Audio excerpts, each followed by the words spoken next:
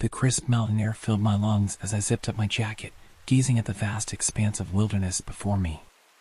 It was early summer, and a group of us had decided to spend a long weekend camping on my friend's family property, which bordered a sprawling national forest. The excitement of adventure coursed through our veins as we set up our tents in a clearing near the main house, barn, and outbuildings. Our campsite was strategically positioned to one side lay the cleared portion of the property with its familiar structures, while behind us stretched an untamed landscape that gradually merged with the dense national forest. The contrast was striking, civilization on one side, raw nature on the other.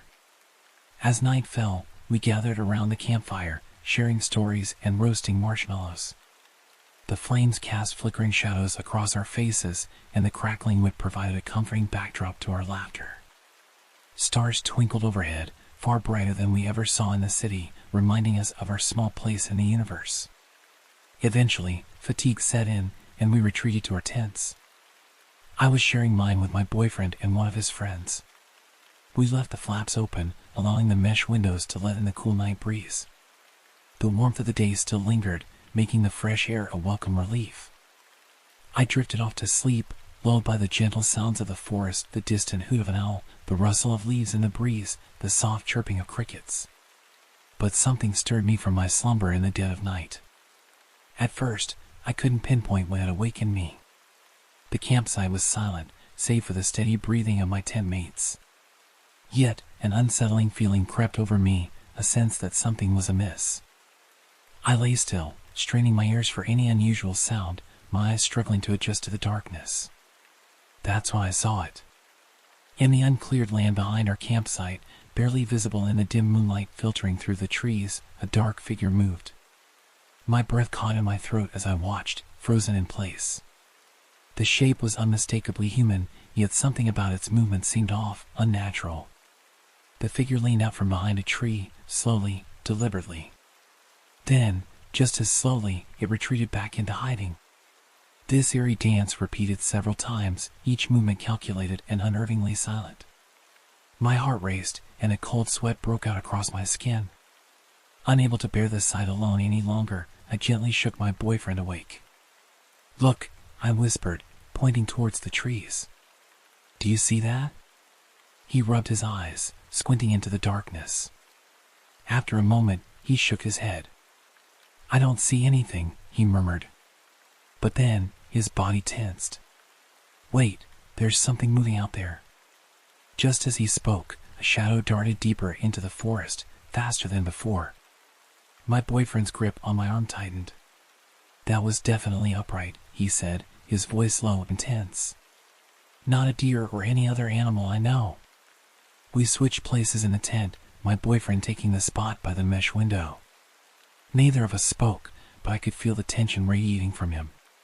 His friend, oblivious to the unfolding drama, continued to sleep soundly. Sleep eluded me for the rest of the night. My mind raced with possibilities, each more unsettling than the last. Who could be out there? What did they want? The property was private, and we were miles from the nearest public trail or campground. The closest neighbors were scattered along the same road, their houses far apart, separated by stretches of dense forest. As the first light of dawn broke through the trees, I finally drifted into a fitful sleep. When I awoke later that morning, the events of the night seemed like a distant nightmare. The campsite was bathed in cheerful sunlight, birds singing in the nearby trees, and my friends chatting animatedly as they prepared breakfast. I pulled my boyfriend aside, away from the others. "About last night," I began, searching his face for any sign of shared concern. He nodded, his expression serious. "I've been thinking about it too," he said. "I'm not sure what we saw, but it definitely wasn't normal." We debated whether to tell the others. In the end, we decided to keep it between ourselves, not wanting to spoil the trip for everyone else. But we agreed to stay vigilant and stick closer to the clear areas of the property. The day passed uneventfully, filled with hikes, games, and more stories around the campfire. As night fell again, I couldn't shake the feeling of being watched. Every rustle in the bushes, every shadow cast by the firelight, seemed to hide potential threats. That night, we made sure all tents were zipped up tight, despite the warm weather. I lay awake for hours, listening intently for any sign of our nocturnal visitor. But the night remained quiet, almost unnaturally so. The next morning, unable to contain my curiosity any longer, I suggested we explore the area where we had seen the figure. My boyfriend agreed, and we set off under the pretense of a morning hike. As we approached the spot, an eerie silence fell over the forest. No birdsong, no rustling leaves, just an oppressive quiet that seemed to press in from all sides. We searched the area carefully, looking for any sign of disturbance, broken twigs, footprints, anything that might explain what we had seen. At first, we found nothing. But as we were about to give up, my boyfriend called me over. There, partially hidden by a fallen log, was a single footprint. It was larger than any human print I had ever seen, and its shape was off. The toes were too long, the arch too pronounced. We stared at it in silence, the implications too disturbing to voice aloud. Without a word, we turned and hurried back to the campsite, our minds reeling. The rest of the trip passed in a blur of forced normalcy. We participated in group activities, laughed at jokes, and pretended everything was fine. But every time I looked at the tree line, I couldn't shake the feeling that something was out there, watching and waiting. As we packed up to leave on the last day, relief washed over me. Yet, a part of me was reluctant to go, burning with unanswered questions. Who or what had we seen that night? What was the meaning of that strange footprint? And most importantly, why had it been watching us? The drive home was quiet, each of us lost in our own thoughts. I knew that this experience would stay with me for a long time, a reminder that even in familiar places, the unknown lurks just beyond the edges of our understanding. In the years since that camping trip, I've returned to those woods many times, both in my dreams and in reality. Each visit brings a mix of fear and fascination, a desire to uncover the truth battling with the instinct to leave some mysteries unsolved. To this day, I'm still unsure of what we encountered in those woods. Was it a lost hiker? An unknown creature? Or something our minds conjured in the darkness of an unfamiliar place? The questions linger, unanswered, a testament to the enduring power of the unexplained. One thing is certain, that night changed me. It opened my eyes to the vast unknowns that exist in the world, even in places we think we know well. It taught me that the line between the familiar and the mysterious is often thinner than we realize, and that sometimes the most profound experiences are those that leave us with more questions than answers. As I sit here now, recounting this tale, I can't help but wonder if somewhere out there, in the depths of that forest, that figure still roams. And I wonder if, given the chance, would I have the courage to seek it out again? To finally unravel the mystery that has haunted me for so long? Perhaps some questions are better left unanswered, some mysteries better left unsolved. But in the quiet moments, when the night is dark and the wind whispers through the trees, I find myself drawn back to that forest, to that moment when the veil between the known and the unknown lifted, if only for an instant. I understand you'd like me to expand this true story into a longer narrative while maintaining its authenticity and realism without adding fictional elements. I'll do my best to flesh out the details and events to create a more immersive account that would take about an hour to read in English, while keeping the core story and events intact. I'll narrate it from your perspective as the guide, without mentioning chapters or using phrases like "I didn't know this was just the beginning." I'll also avoid using the names you listed. Here's the expanded version. As I gazed out over the rugged landscape of Utah's West Desert, I couldn't help but feel a mix of awe and unease. The vast expanse of scrubland and rocky outcrops stretched as far as the eye could see, broken only by the occasional juniper tree or sagebrush. It was 2005, and I had been working as a guide, backup, and field director for various wilderness therapy programs across Arizona, Utah, and Idaho for several years. Each job had its unique challenges and rewards, but there was something particularly unsettling about this part of Utah, south of Dugway. The West Desert had a reputation for being one of the ugliest and creepiest parts of the state. Its barren landscape and isolation made it the perfect backdrop for all sorts of unsavory rumors and urban legends. As a seasoned outdoor professional, I had learned to take such stories with a grain of salt. However, my experiences in this unforgiving terrain had taught me that sometimes reality could be stranger than fiction. Our current location was a spot known as Indian Canyon, a name that hinted at the area's rich Native American history. Despite the harsh surroundings, this particular site was surprisingly pleasant. It stood out as an oasis of sorts in the otherwise bleak desert. The canyon's natural beauty was enhanced by the remnants of human habitation from a bygone era. In the late 1800s or early 1900s, a pioneering family had recognized the potential of this sheltered spot and built a small homestead here. Their legacy remained in the form of a crumbling one-room cabin, the skeletal remains of a small barn, and a weathered cedar pole fence that once marked the boundaries of their modest farm. Time and the elements had taken their toll on these structures. The cabin, long since abandoned, appeared to have succumbed to fire decades ago. All that remained were charred timbers and a faint outline of its foundation. The barn had fared little better. Its weathered planks, bleached gray by countless days under the unforgiving desert sun, jutted out of the grass like broken teeth. These remnants of a long-gone family's dreams were scattered across the canyon floor, silent testaments to the harsh realities of frontier life. This week, my role was to maintain the infield emergency response vehicle, or ERV, affectionately known as backup. This position was a recent addition to our program, one that I had helped create after presenting a list of potential field emergencies to the directors. I had argued that our previous emergency response protocols were woefully inadequate. The combination of our remote locations, spotty satellite phone coverage, and lengthy response times meant that we had been relying more on luck than preparedness to keep our participants safe. The new system I had proposed included a network of radios with 24/7 monitoring and a dedicated responder who could reach any group within minutes. It was a significant improvement, at least in theory. My current campsite, perched on a small ridge off a jeep track branching from the main dirt road, put me in a central location to respond to any potential crises. The boys' groups were camped at opposite ends of the canyon. One group was set up at the mouth of the canyon in the foothills, about 2 miles from my position. The other was a mile beyond them, deeper into the rugged terrain. The girls' group was closer, just a few ridges over and about a mile away as the crow flies.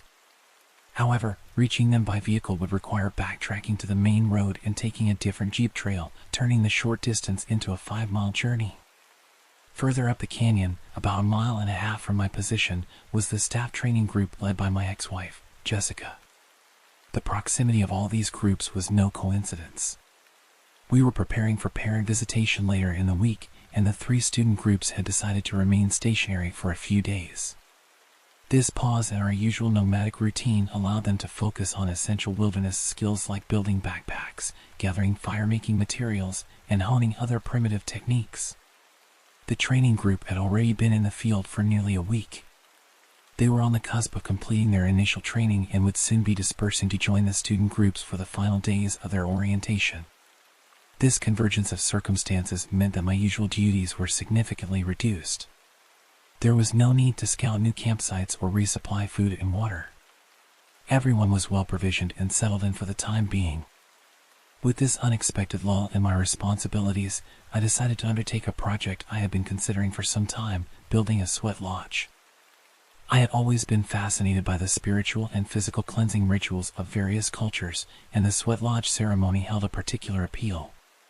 It seemed like an appropriate activity to offer the new staff members as they prepared to take on the challenges of working with troubled youth in this unforgiving environment. I set out to find the perfect location for the sweat lodge, eventually discovering an ideal spot near the creek, not far from where the new staff were camped. The site was a smooth sandbar right by the water, well hidden from view and offering both privacy and easy access to the creek. Once I had selected the spot, I threw myself into the construction process with enthusiasm. The first step was to create the frame of the lodge. I harvested long, flexible willow saplings from the nearby creek bed. These slender branches would form the skeleton of the structure. Working methodically, I planted each sapling in a circle, digging down about 1.5 feet to ensure they were firmly anchored in the sand. The circle was approximately 10 feet in diameter, which I judged would comfortably accommodate a small group. With the saplings in place, I began the painstaking process of bending them into a dome shape. Each branch was carefully curved and interwoven with its neighbors, creating a sturdy lattice. I added supporting crossbars to reinforce the structure, weaving them through the main frame until I had created a dome that stood about 4 feet high at its center. The result was surprisingly robust.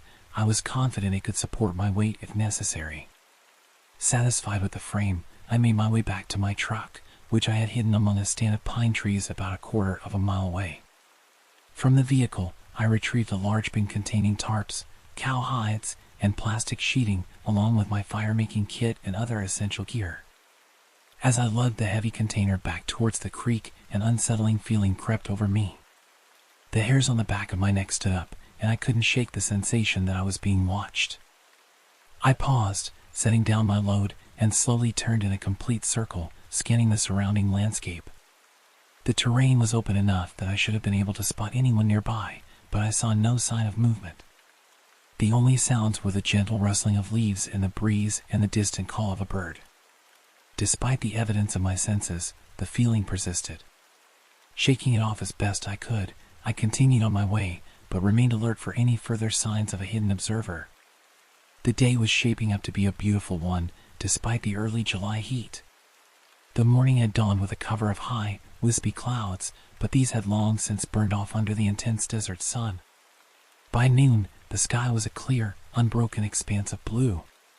The temperature, while warm, was not yet oppressive.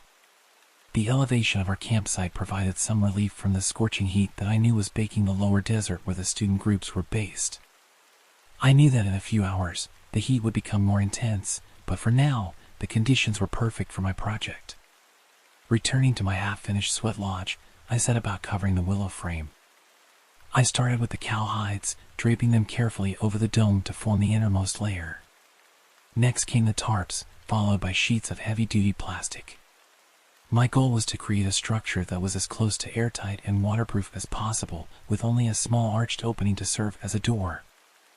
I took extra care in securing each layer, making sure there were no gaps or loose edges that might compromise the integrity of the lodge. The final touch was an old military poncho that I hung over the door. This would allow us to seal the entrance completely once the heated rocks were placed inside, ensuring that none of the precious heat or steam would escape during the ceremony. With the main structure complete, I turned my attention to the finer details. I spent a good hour gathering sage and juniper from the surrounding area, using these aromatic plants to create a thick, fragrant padding on the floor of the lodge. This served a dual purpose. It provided a soft surface for sitting during the extended ceremony, and it would help mask the inevitable odors that would arise when a group of people who hadn't showered in a week gathered in a small, steamy space. The next crucial element was the rocks. These would be heated in the fire and then brought into the lodge to create the steam necessary for the sweat. I set out to find suitable stones, eventually discovering an outcropping of small, rounded lava rocks that would be perfect for our purposes. I gathered 3 of the largest onto a tarp, creating a bundle that was almost too heavy for me to carry. Slinging it over my back, I staggered back to the fire pit I had dug earlier, depositing my load with a grunt of effort. Deciding that smaller loads would be more manageable, I made several more trips to collect additional rocks. On one of these return journeys, I was startled to find that one of the largest rocks I had initially gathered was missing from its place by the fire pit. I stared in disbelief at the small depression in the sand where I had placed it just minutes before.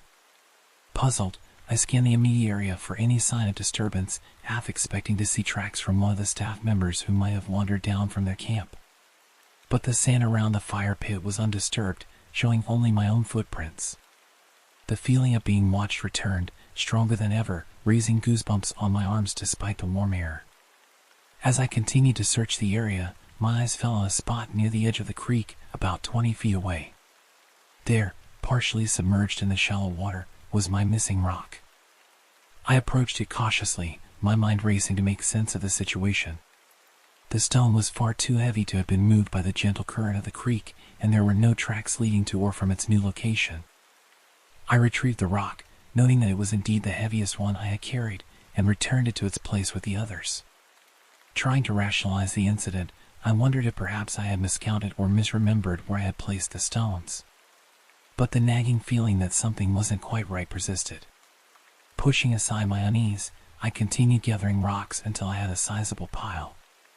Then, I set about building the fire that would heat them. As I worked, Stacking wood and arranging kindling, the sensation of being observed intensified. It felt as though unseen eyes were boring into me, their gaze heavy with an inexplicable animosity. The peaceful atmosphere of the canyon had shifted, taking on a menacing quality that set my nerves on edge. Unable to shake the feeling, I straightened up, determined to confront whatever or whoever was causing this disturbance. I was about to step away from the fire pit and investigate the surrounding area when my radio crackled to life, making me jump. The sudden noise in the quiet canyon was jarring, but it served to break the tension that had been building. The voice on the radio belonged to Brian, the leader of one of the boys' groups. He was calling in for their evening check-in earlier than usual, explaining that they planned to do an all-day hike the following day and wanted to avoid having to stop for radio contact. As I responded to Brian's call, I felt the oppressive atmosphere begin to lift. The familiar routine of the check-in grounded me, pushing the strange occurrences of the afternoon into the back of my mind. With the radio call complete, I returned to my tasks with renewed focus. I prepared a simple dinner of rice and beans, setting it aside to cool as I tended to the fire. The flames had grown impressively, and I carefully arranged about 30 of the gathered stones in the center of the blaze. To ensure they heated thoroughly, I piled on as much dry wood and brush as I could find, building the fire up until it roared with intensity. As the fire grew to nearly 10 feet in height, movement in the trees caught my eye. My hand instinctively went to the knife at my belt, body tensing for a potential threat. But as the figure emerged from the forest, I recognized the familiar form of Will, one of the experienced staff members working with Jessica and Katie in the training group. Will was running full tilt towards me, his expression a mix of concern and confusion. As he drew closer and took in the scene, me standing beside a massive bonfire in the newly constructed sweat lodge, his face transformed into a grin of understanding and relief. "Man, we thought there was a wildfire starting down here," he explained, catching his breath. Some of the new staff were getting pretty worked up about it. I couldn't help but chuckle at the misunderstanding. "Nope, just preparing for an epic sweat lodge ceremony," I reassured him. "I was actually planning to invite you all down once I called in for the evening check. But since you're here, consider this your invitation. It should be ready in about half an hour if you want to gather the others." Will's eyes lit up with excitement. "Perfect timing. We just finished dinner. I'll head back and let Katie and Jess know. We'll be down soon." As he turned to leave, a thought struck me. "Hey, Will," I called after him, "did you guys lose track of any of the new staff today? Or did one of you three come down this way earlier?" He paused, considering the question. "No, I don't think so." "Why do you ask?" I hesitated, not wanting to alarm him with my earlier experiences. "It's probably nothing," I said, trying to sound casual. "I just thought I heard someone moving around while I was gathering rocks earlier. Some of my gear seemed to have been moved, but I might have just misplaced it myself." Will's expression turned thoughtful, a hint of concern creeping into his features. "That's odd. We've been keeping everyone pretty busy today, so I'm sure we would have noticed if someone had wandered off. But I'll ask around, just in case." "Don't worry about it," I assured him, not wanting to make a big deal out of what could easily be explained by my own absent-mindedness. "I was just curious. See you all in a bit." As Will disappeared back into the trees, I turned my attention to the final preparations for the sweat lodge ceremony. The fire was now a roaring inferno, the rocks at its center glowing with intense heat. I hauled several 5-gallon water jugs down from my truck, positioning them near the lodge for easy access during the ceremony. It was closer to an hour before I heard the sounds of the staff group making their way down to the clearing. As they emerged from the trees, their reactions were a mix of excitement, curiosity, and, in some cases, apprehension. Their eyes darted between the dome-shaped lodge, the blazing fire with its cargo of red-hot rocks, and the pile of water jugs I had arranged nearby. One of the new staff members, a young woman named Carol Sue, looked particularly skeptical. "We thought we were about to witness a forest fire," she said, her tone somewhere between accusatory and relieved. "Is this really safe?" Recognizing her nervousness, I reached into my bag and pulled out a small vial of essential oils. "Here," I said, offering it to her. "Put a little of this on your wrists and neck. It'll help keep you in a good frame of mind during the ceremony. As Carol Sue cautiously accepted the vial, I addressed the group. How many of you have participated in a sweat lodge ceremony before? A few hands went up, but most of the group looked uncertain. All right, I continued, for those of you who are new to this, here's what you need to know. The space inside the lodge is considered sacred. We'll be doing 4 sessions, each one longer than the last. Each session will be dedicated to a different aspect of our lives, our personal histories, our families, our struggles, and our choices. I paused, making eye contact with each member of the group to ensure they were following along. It's important that you speak only from the heart about these things. Once we start pouring water on the rocks, it's going to get very hot in there. The heat will make it difficult to speak, so only do so if what you have to say feels truly important. As I was explaining this, Katie and Will had already begun the process of moving the superheated rocks into the lodge. They used the long willow poles I had set aside for this purpose, carefully rolling each glowing stone into place at the center of the structure. While they worked, I lit a bundle of dried sage and began the ritual of smudging each participant as they prepared to enter the lodge. The aromatic smoke curled around them, symbolically cleansing them as they crossed the threshold into the sacred space. As the last of the staff members entered the lodge, I made a sudden decision. Something still felt off about the whole situation, and I couldn't shake the uneasy feeling that had been dogging me all day. I pulled Katie aside as she was about to enter. I think I'm going to sit this one out, I whispered to her. The boys group has a student who's been a bit of trouble lately, and I'm worried I might have to take an emergency radio call in the middle of the ceremony. It wouldn't be right to interrupt someone's heartfelt sharing. Katie nodded in understanding, but I could see a flicker of concern in her eyes. She knew me well enough to sense that there was more to my decision than I was letting on. Nevertheless, she didn't press the issue and ducked into the lodge. I sealed the entrance behind her, carefully burying the edge of the poncho in the sand to ensure a tight seal. For a moment, I stood by the fire, feeling the intense heat on my face. The flames danced hypnotically, casting long shadows across the clearing. The night was settling in, and the first stars were beginning to appear in the darkening sky. Suddenly feeling overheated and claustrophobic, I decided to take a walk. I made my way down to the narrow stream, about 100 yards from the lodge. The sound of running water was soothing, a stark contrast to the crackling fire and the muffled voices coming from the sweat lodge. I stood there for what felt like ages, watching as more and more stars appeared in the vast expanse above me. The desert sky at night was always a breathtaking sight, a canvas of infinite depth painted with countless points of light. It was moments like these that reminded me why I loved this job, despite its challenges and occasional eeriness. My peaceful contemplation was abruptly shattered by the sharp snap of a twig somewhere to my left. The crickets, which had been providing a constant background chorus, fell silent all at once. The sudden quiet was deafening, and I felt my heart rate quicken. I peered into the darkness, straining my eyes to make out any movement among the trees. At first, I saw nothing but shadows. Then, about 30 or 40 feet away, I noticed a patch of darkness that seemed deeper than its surroundings.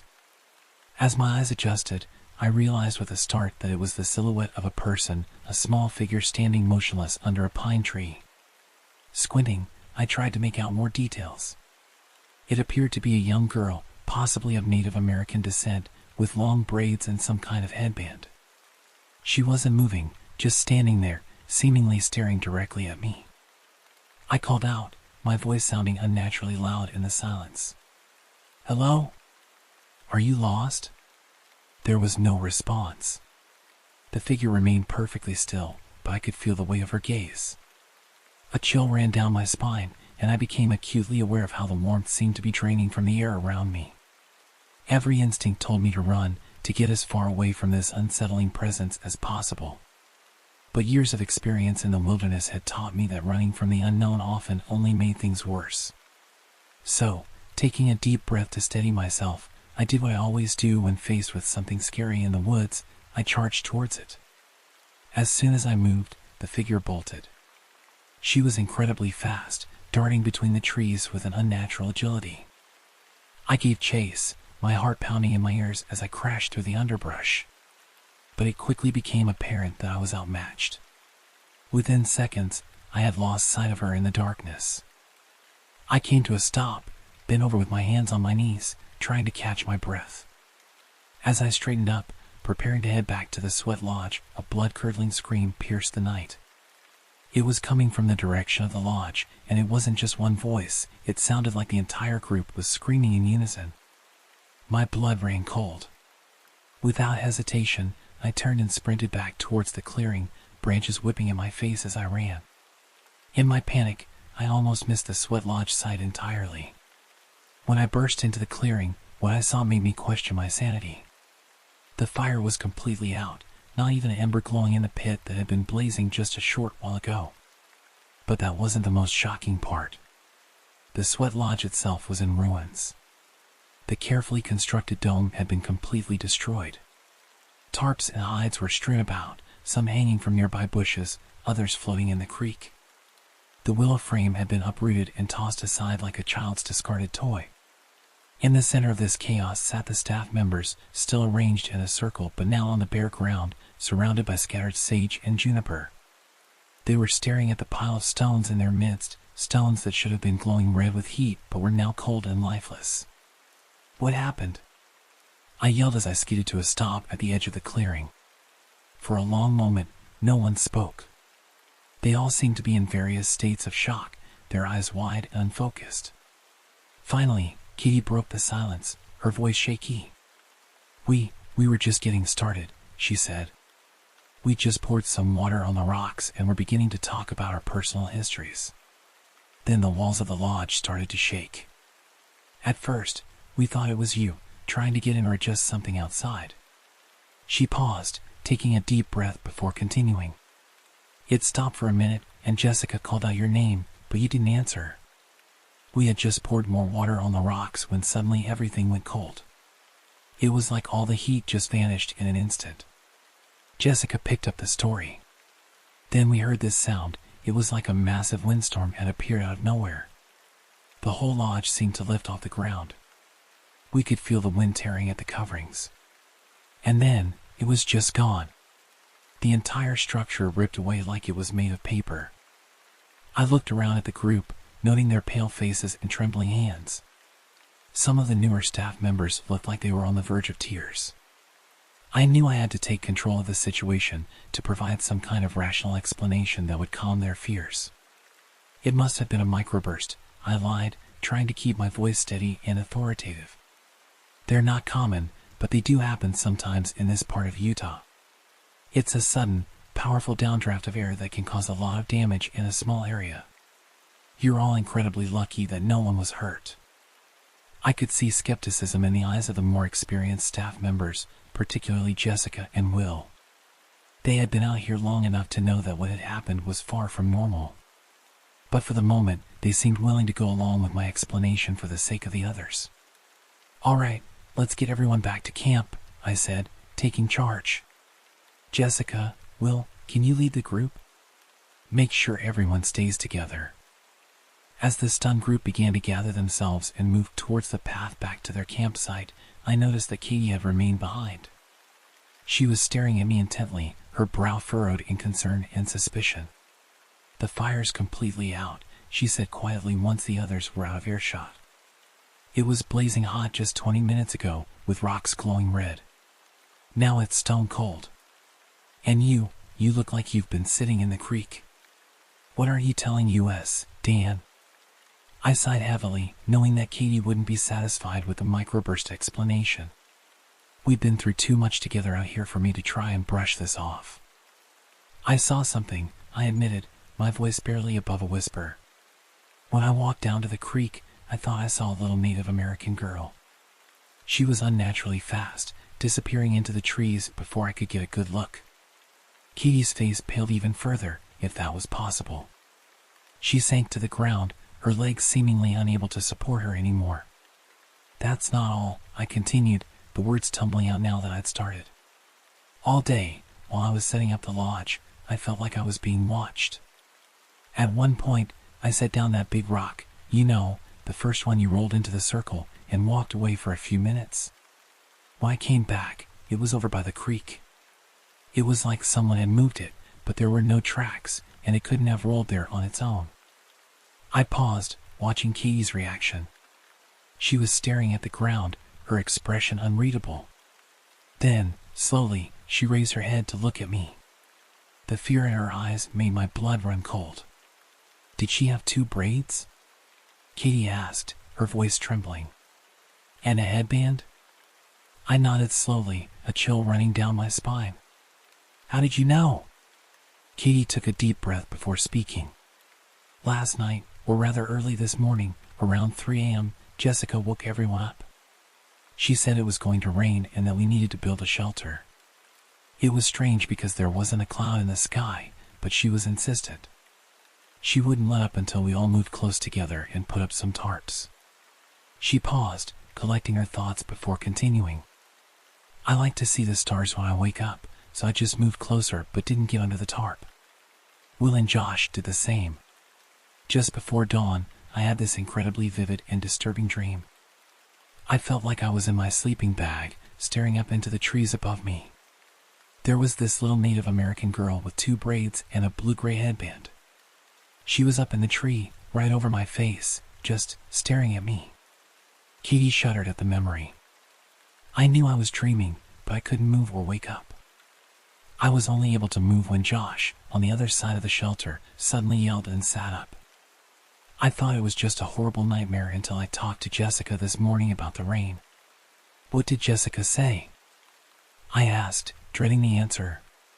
She admitted that she hadn't actually been worried about rain, Katie replied. She told me she had been sound asleep when she felt someone reach into her sleeping bag and shove her head to the side. She panicked but pretended to still be asleep. She said she could feel someone kneeling over her face for several minutes. She was terrified to open her eyes. When she finally felt them leave, she waited a bit, then woke everyone up with the rain excuse. That's why she insisted on sleeping in the middle of the group. We sat in silence for a moment, the weight of these revelations hanging heavy in the air. Finally, I broke the silence. Did you ask Josh why he yelled and sat up?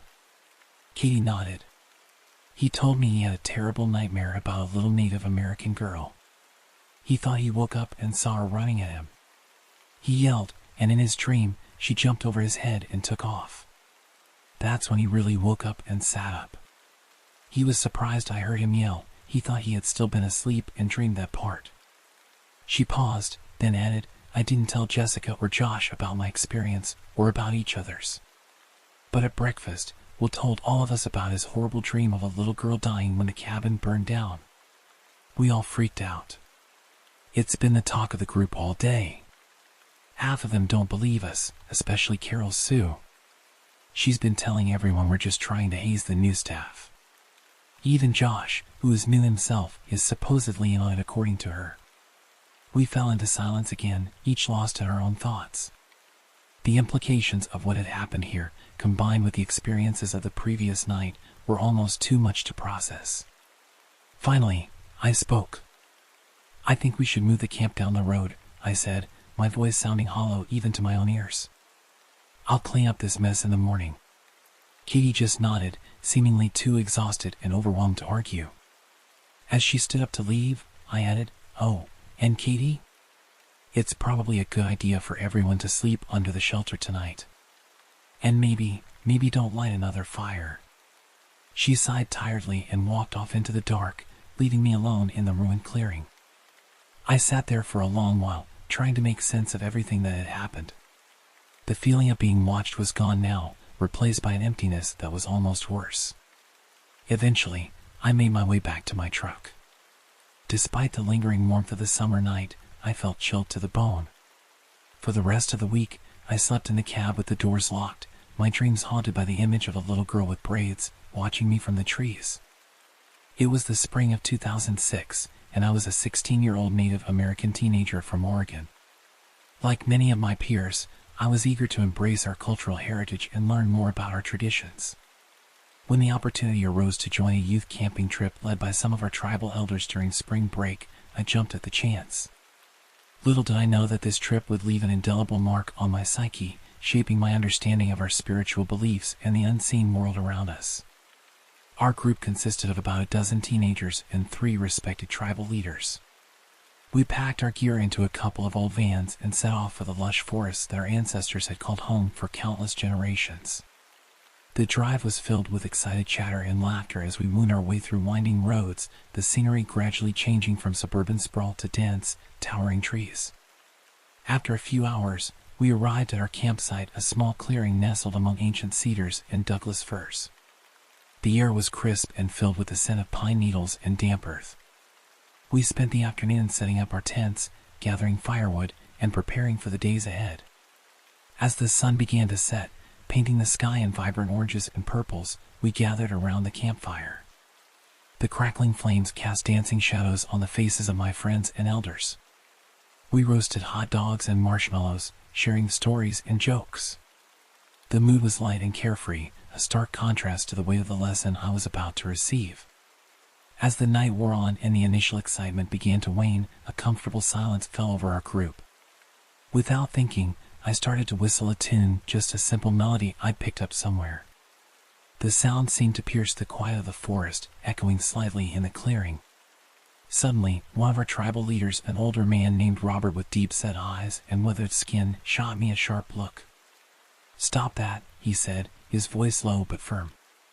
"We don't whistle at night." Confused and a little embarrassed, I immediately fell silent. The other teenagers looked at me with a mix of curiosity and concern. Robert's expression softened slightly as he saw my discomfort, and he motioned for us all to gather closer. "There's a reason we don't whistle at night," he began, his voice taking on the cadence of a storyteller. "It's a lesson passed down through generations, a warning about the delicate balance between our world and the spirit world." As Robert spoke, the forest around us seemed to grow quieter, as if the trees themselves were leaning in to listen. He explained that in our native traditions, we believe that the nighttime belongs to the spirits. It's their time to roam freely, to exist without the interference of the living. By going to sleep at night, we show respect for this arrangement, giving the spirits the space they need. But, Robert warned, there are consequences for those who disrupt this balance.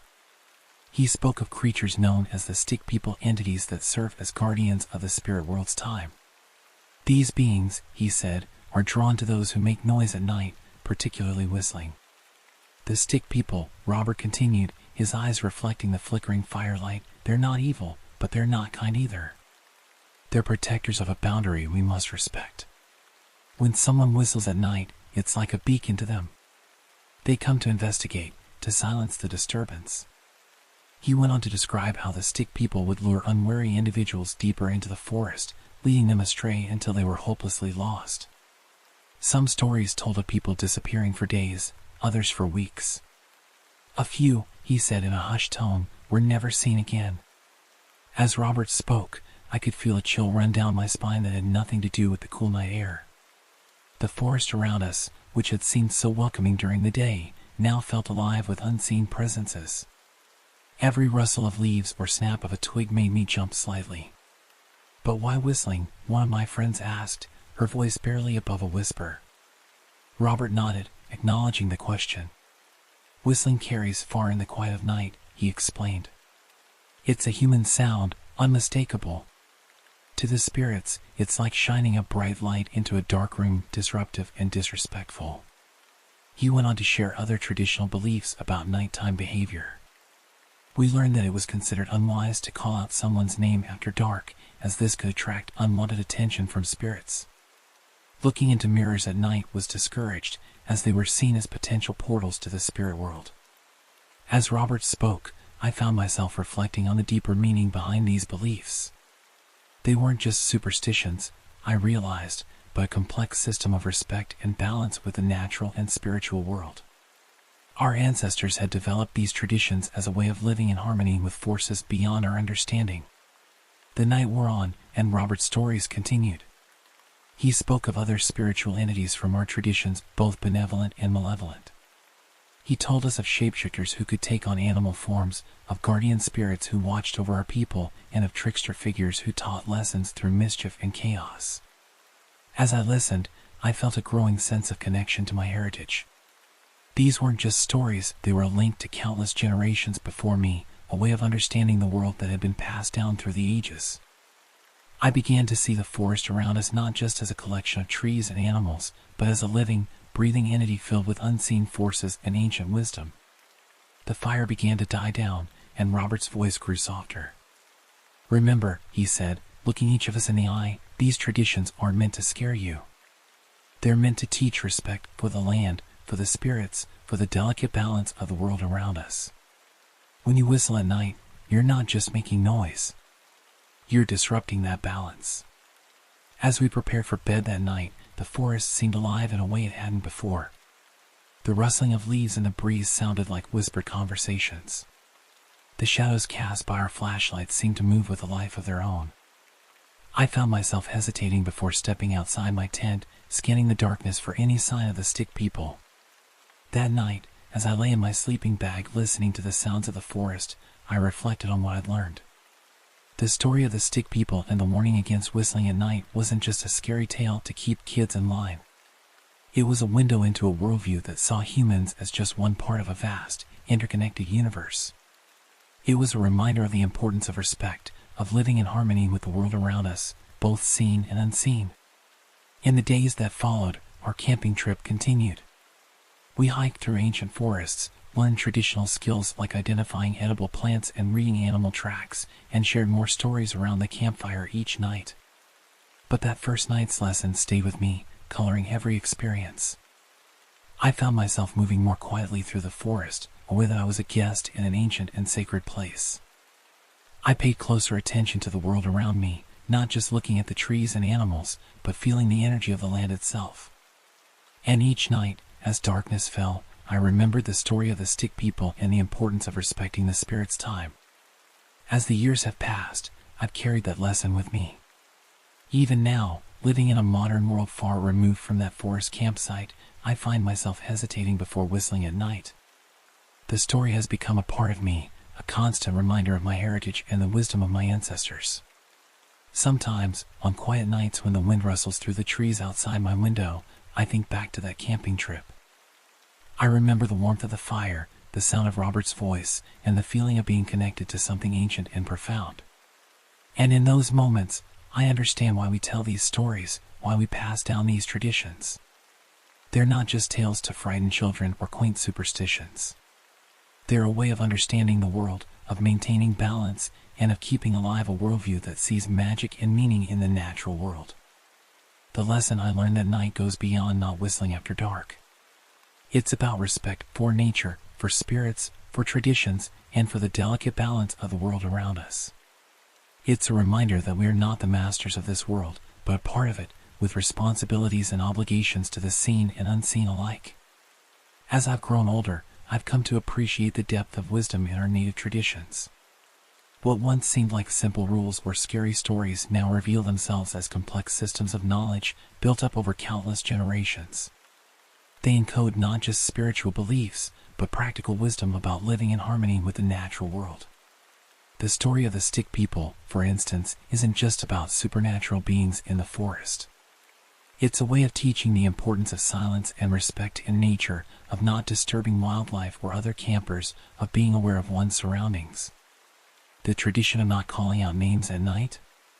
A practical way to avoid attracting predators or getting separated from your group in the darkness. These days, when I find myself in nature, whether it's a weekend camping trip or just a walk in a city park, I carry these lessons with me. I move with more awareness, more respect. I listen to the world around me, not just with my ears, but with my whole being. And yes, I still refrain from whistling at night.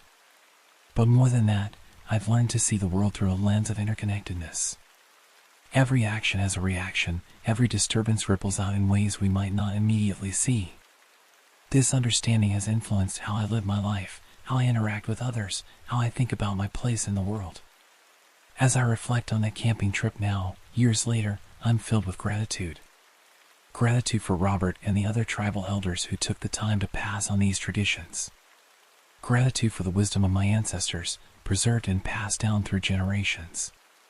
And gratitude for that moment of thoughtless whistling that opened the door to a deeper understanding of my heritage and the world around me. The story of the stick people and that night around the campfire have become a touchstone for me, a memory I return to again and again.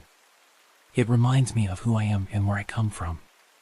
It connects me to my past and guides me in my present. And every time I catch myself about to whistle at night, I smile, remembering the lessons learned in a forest clearing under a starry sky. In the end, these traditions, whether they're about stick people, whistling at night, or any of the countless other beliefs and practices passed down through generations, are more than just stories. They're a way of seeing the world, a reminder of our place in it, and a guide for living in harmony with all that surrounds us, both seen and unseen. And that, I believe, is a lesson worth carrying forward, no matter where life may take us. The forest had always been my sanctuary, a place where the worries of the world seemed to dissolve with each step along the winding trails. My loyal companion, a sturdy German shepherd named Rocky, was always by my side, his tail wagging with excitement as we embarked on our daily adventures. Our favorite trail was a well-worn path that snaked through towering pines and ancient oaks. We had walked it countless times, and I knew every bend, every fallen log, and every babbling brook along the way. The familiarity of the route was comforting, like visiting an old friend.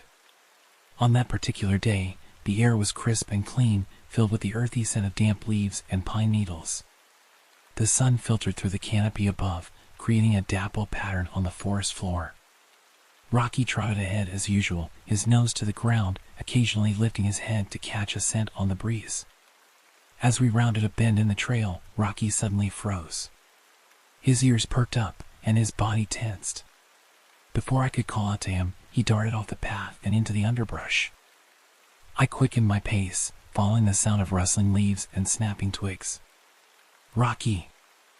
I called out, a hint of worry creeping into my voice. It wasn't like him to run off without responding to my calls. Then I heard a high-pitched, frantic barking that sent a chill down my spine. It wasn't the playful bark I was accustomed to hearing when Rocky chased squirrels or found an interesting stick. This was different. This was fear. I broke into a run, pushing through the dense foliage, branches whipping at my face and arms. The barking grew louder, more urgent. As I burst into a small clearing, the sight before me stopped me in my tracks. There, in the middle of the clearing, stood a makeshift tent. It was a patchwork of tarps and plastic sheets, held together by a network of ropes tied to surrounding trees. A thin wisp of smoke curled from a crude chimney fashioned from what looked like an old metal bucket. But it wasn't the tent that hit me first, it was the smell. An overwhelming, acrid stench of concentrated urine assaulted my nostrils, so strong it made my eyes water. Rocky stood at the edge of the clearing, hackles raised, alternating between barking at the tent and looking back at me with wide, frightened eyes. I approached cautiously, my heart pounding in my chest. "Hello?" I called out, my voice barely above a whisper. "Is anyone there?" No response came from the tent. The only sounds were Rocky's low growls and the gentle rustling of leaves in the breeze. As I drew closer, I could make out more details of the campsite. A clothesline was strung between two trees, holding a few tattered garments. A stack of firewood was neatly piled near the entrance of the tent. Empty food cans and water bottles were scattered around, some crushed and others partially buried in the dirt. It was clear that someone had been living here for some time. But who? And why here, so close to the trail yet hidden from view?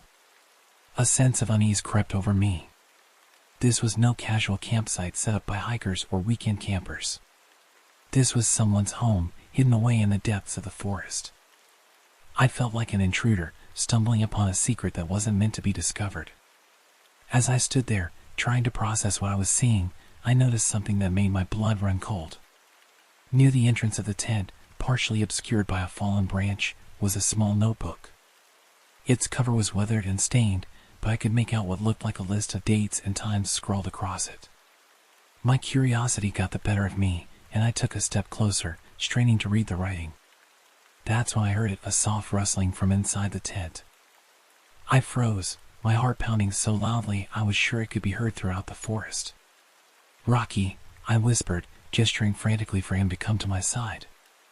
"Let's go home." Rocky didn't need to be told twice.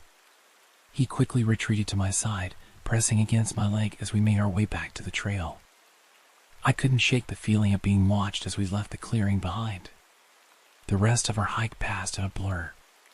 My mind raced with questions and theories about the mysterious campsite. Who could be living out there? Were they in trouble? Or were they hiding from something or someone? When I arrived at work the next day, I couldn't keep the story to myself. During our morning coffee break, I recounted my experience to my coworkers. Their reactions ranged from fascination to concern.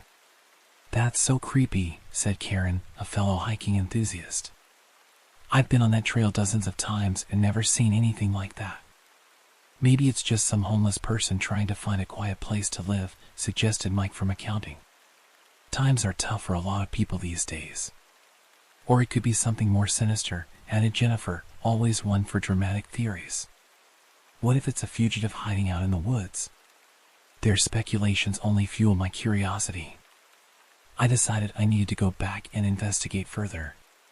Maybe in the light of day, with a clearer head, I could make more sense of what I'd seen. The next afternoon, I set out on the trail again, this time without Rocky. I wanted to approach the site quietly, without alerting anyone who might be there. As I neared the spot where we had veered off the path the day before, I slowed my pace and moved as silently as possible through the underbrush. But when I reached the clearing, I stopped short in disbelief. The campsite was gone. Completely vanished, as if it had never existed. There was no tent, no clothesline, no stack of firewood. Even the garbage was gone. I stood there, dumbfounded, trying to make sense of what I was seeing, or rather, what I wasn't seeing. Had I imagined the whole thing? No, that was impossible. The memory of the urine smell alone was too vivid to be a figment of my imagination. I scoured the area, looking for any sign that might confirm what I'd seen the day before. A scrap of tarp, a forgotten can, even a trampled patch of grass. But there was nothing. The forest floor was undisturbed, covered in a thick layer of leaves and pine needles that showed no sign of recent activity. Most puzzling of all was the absence of the urine smell. Such a strong odor shouldn't have dissipated so quickly, especially since there had been no rain. It was as if someone had scrubbed the entire area clean, erasing every trace of human presence. As I stood there, trying to reconcile what I was seeing with what I remembered, a twig snapped behind me. I whirled around, my heart leaping into my throat. But there was nothing there, just the endless expanse of trees and undergrowth. But when I reached the clearing, I stopped short in disbelief. The campsite was gone. Completely vanished, as if it had never existed. There was no tent, no clothesline, no stack of firewood. Even the garbage was gone. I stood there, dumbfounded, trying to make sense of what I was seeing, or rather, what I wasn't seeing. Had I imagined the whole thing? No, that was impossible. The memory of the urine smell alone was too vivid to be a figment of my imagination. I scoured the area, looking for any sign that might confirm what I'd seen the day before. A scrap of tarp, a forgotten can, even a trampled patch of grass. But there was nothing. The forest floor was undisturbed, covered in a thick layer of leaves and pine needles that showed no sign of recent activity. Most puzzling of all was the absence of the urine smell. Such a strong odor shouldn't have dissipated so quickly, especially since there had been no rain. It was as if someone had scrubbed the entire area clean, erasing every trace of human presence. As I stood there, trying to reconcile what I was seeing with what I remembered, a twig snapped behind me. I whirled around, my heart leaping into my throat. But there was nothing there, just the endless expanse of trees and undergrowth. Yet I couldn't shake the feeling that I wasn't alone. The hairs on the back of my neck stood up, and I had the distinct sensation of being watched. I scanned the tree line, looking for any sign of movement, any hint of a human presence. But the forest remained still and silent. I hurried back to the main trail, constantly looking over my shoulder. The peaceful serenity I usually felt in these woods was gone, replaced by a gnawing anxiety that seemed to seep from the very trees themselves. I returned home that evening more confused than ever. The mystery of the vanishing campsite consumed my thoughts. I found myself lying awake at night, replaying the events in my mind, trying to find some explanation that made sense. The mystery of the vanishing campsite continued to haunt me long after that day. I found myself returning to the spot time and time again, always hoping to find some clue, some explanation for what I had seen. But the forest kept its secrets well. One crisp autumn morning, about a year after the incident, Rocky and I set out on our usual trail. The leaves had begun to turn, painting the forest in vibrant shades of red, orange, and gold. As we approached the area where we had found the campsite, Rocky's behavior changed. His ears pricked up, and he began to whine softly. I felt a familiar sense of unease wash over me. "What is it, boy?" I whispered, scanning the area. That's when I saw it, a flash of color among the fallen leaves. I approached cautiously, my heart racing. There, half buried in the dirt, was a small notebook. Its cover was weathered and stained, but I recognized it instantly as the one I had glimpsed near the tent all those months ago. With trembling hands, I picked it up and opened it. Inside, I found a series of cryptic entries. Dates, times, and what looked like coordinates filled the pages. Some entries were accompanied by strange symbols I didn't recognize. The handwriting was erratic, sometimes neat and precise, other times wild and barely legible. As I flipped through the pages, a small photograph fell out. It showed a man standing in front of a cabin I didn't recognize. His face was partially obscured, but there was something familiar about his stance, the set of his shoulders. I tucked the notebook and photo into my pocket, my mind reeling. What did it all mean? Who was the man in the photo? And how had this notebook suddenly appeared after all this time? On the way home, I couldn't shake the feeling that I was being watched. Every snapping twig, every rustle of leaves seemed to hold a hidden menace. Rocky sensed my unease, staying close to my side and occasionally looking back the way we had come. That night, I pored over the notebook, trying to make sense of its contents. The coordinates seemed to point to various locations within the forest, some close to the trails, others deep in areas rarely visited by hikers. The symbols remained a mystery, but they appeared more frequently in the later entries, often accompanied by frantic scribbles that I couldn't decipher. Over the next few weeks, I found myself drawn back to the forest, this time with a purpose. Using the coordinates from the notebook, I began to explore areas of the woods I had never visited before. Each location held its own mystery: an oddly arranged pile of stones, a tree with strange markings carved into its trunk, a clearing where nothing seemed to grow. But it was at the last set of coordinates that I made the most startling discovery. Deep in the heart of the forest, far from any trail, I found the remains of an old cabin. It was the same one from the photograph, though now it was little more than a collapsed ruin reclaimed by nature. As I stood there, staring at the decaying structure, I felt a shift in the air. The forest seemed to hold its breath. And then, carried on the wind, I heard what sounded like distant whispers. I couldn't make out the words, but the tone sent shivers down my spine. Rocky growled low in his throat, his eyes fixed on something in the trees behind me. I spun around, my heart pounding, but saw nothing but shadows and swaying branches. It was then that I realized the true nature of my discovery. The campsite, the notebook, this cabin, they were all pieces of a larger puzzle, one that the forest itself seemed determined to keep hidden. I had stumbled upon something old, something secret, and perhaps something dangerous. As Rocky and I made our way home that day, I knew that my relationship with the forest had changed forever.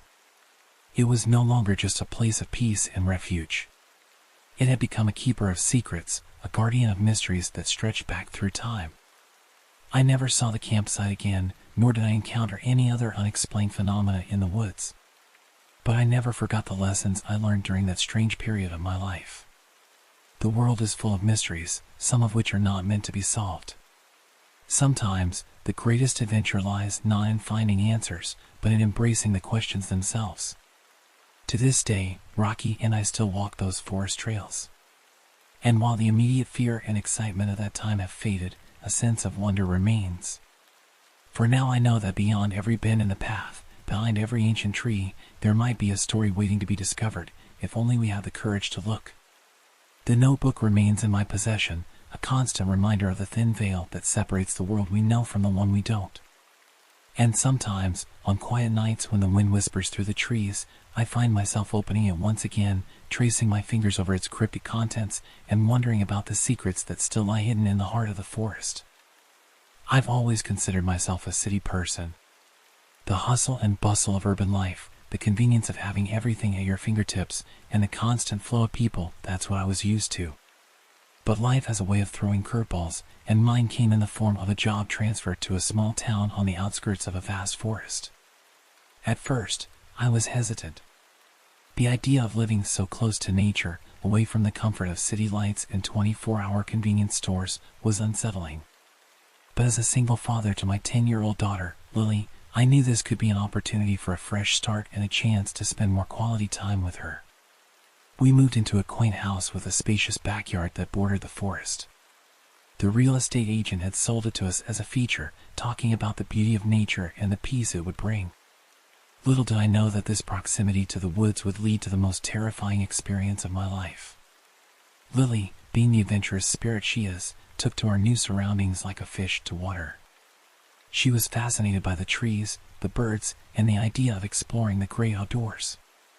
It wasn't long before she started pestering me about going camping.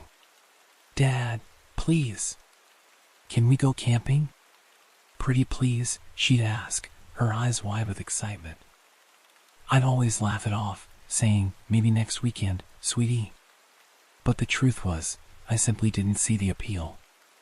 The idea of sleeping on the hard ground, battling mosquitoes, and being away from modern comforts didn't exactly scream fun to me.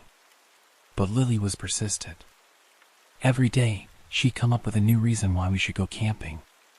She'd show me pictures from her school books of happy families gathered around campfires, telling stories and roasting marshmallows. She'd talk about her classmates' camping adventures, her voice tinged with longing. As the weeks passed, I found myself running out of excuses. I realized that while camping might not be my idea of a good time, it clearly meant the world to Lily. And isn't that what being a parent is all about? Stepping out of your comfort zone for the sake of your child's happiness? So, one Friday evening, after a particularly long week at work, I made a decision that would change our lives forever. "Hey, Lily," I called out as I entered our home. "How would you like to go camping this weekend?" The look of pure joy on her face made any hesitation I had melt away. She squealed with delight, jumping up and down, her pigtails bouncing with each hop. "Really, Dad? You mean it? We're really going camping?" I nodded, a smile spreading across my face despite my reservations. "Yes, sweetie. But let's start small, okay? How about we camp in our backyard this time?" Lily's excitement didn't diminish one bit at the suggestion. If anything, she seemed even more thrilled at the idea of transforming our own backyard into a campsite. "That's even better, Dad. We can practice for when we go to a real campsite." "Oh, this is going to be so much fun." Her enthusiasm was infectious, and I found myself getting caught up in her excitement. We spent the rest of the evening planning our camping trip, making lists of what we need, and discussing what activities we could do. As Lily chatted away about ghost stories and stargazing, I couldn't help but feel a sense of anticipation building. Maybe this camping thing wouldn't be so bad after all. Maybe, just maybe, I'd been missing out on something special all these years. Little did I know that our innocent backyard camping adventure would turn into a night of unimaginable terror, one that would haunt me for years to come. The next morning, we woke up early, both of us buzzing with excitement. Lily could hardly contain herself as we ate breakfast, her words tumbling out between bites of cereal. "Dad, can we set up the tent now? Oh, and can we make a campfire? And roast marshmallows? And tell scary stories?" I chuckled, her enthusiasm warming my heart. "Slow down, sweetheart. We have all day to set everything up. Let's start with the tent, okay?" After breakfast, we headed to the garage where I'd stored the camping gear I bought years ago, thinking I might one day use it. The tent was still in its original packaging, never opened. As I pulled it out, a cloud of dust rose, making us both cough and laugh. "Looks like this tent has been waiting for us for a long time," I said, brushing off the dust. Lily giggled. "It's okay, Dad. We're going to give it a great first adventure." We spent the next few hours setting up our campsite in the backyard. Our yard wasn't huge, but it was big enough for our purposes. The grass was a little overgrown, adding to the wilderness feel, as Lily put it. At the far end, a wooden fence separated our property from the dense forest beyond. Setting up the tent proved to be more of a challenge than I anticipated. The instructions were vague at best, and more than once, I found myself tangled in tent poles and canvas. Lily found this hilarious, of course, and her laughter echoed through the yard as she watched me struggle. "Dad, you look like a pretzel," she giggled as I tried to untangle myself from a particularly stubborn tent pole. I couldn't help but laugh along with her. "Well, how about you come help your pretzel dad, then?" Together, we managed to get the tent up. It wasn't perfect, one side sagged a bit, and I wasn't entirely sure we used all the pegs correctly, but it was standing, and that was good enough for us. "It's perfect, Dad," Lily declared, beaming with pride at our accomplishment. Next came the sleeping bags. We unrolled them inside the tent, creating our cozy sleeping area. Lily insisted on arranging and rearranging the inside of the tent, making sure everything was just right. As the afternoon wore on, we tackled our next challenge, the campfire. Our backyard had a small fire pit that the previous owners had installed, which was perfect for our needs. Lily helped me gather small twigs and branches from around the yard for kindling, while I brought out some firewood I bought from the local hardware store. "Now, remember, Lily," I said as we arranged the wood in the pit, "fire can be very dangerous. You must never try to start a fire on your own, okay?" She nodded solemnly. "I promise, Dad. I'll always wait for you." I smiled, proud of her maturity. "That's my girl. Now, want to see how to start a fire?" Her eyes lit up. "Yes, please." I showed her how to arrange the kindling in larger pieces of wood, explaining each step as I went. Then, with a flick of a match, our campfire came to life. The flames danced merrily, casting a warm glow as the sun began to set. Lily clapped her hands in delight. "We did it, Dad. We made a real campfire." As dusk settled in, our backyard was transformed. The flickering firelight cast long shadows, and the chirping of crickets filled the air. It felt like we were miles away from civilization, not just steps from our back door. We roasted hot dogs over the fire for dinner, followed by the obligatory marshmallows for dessert.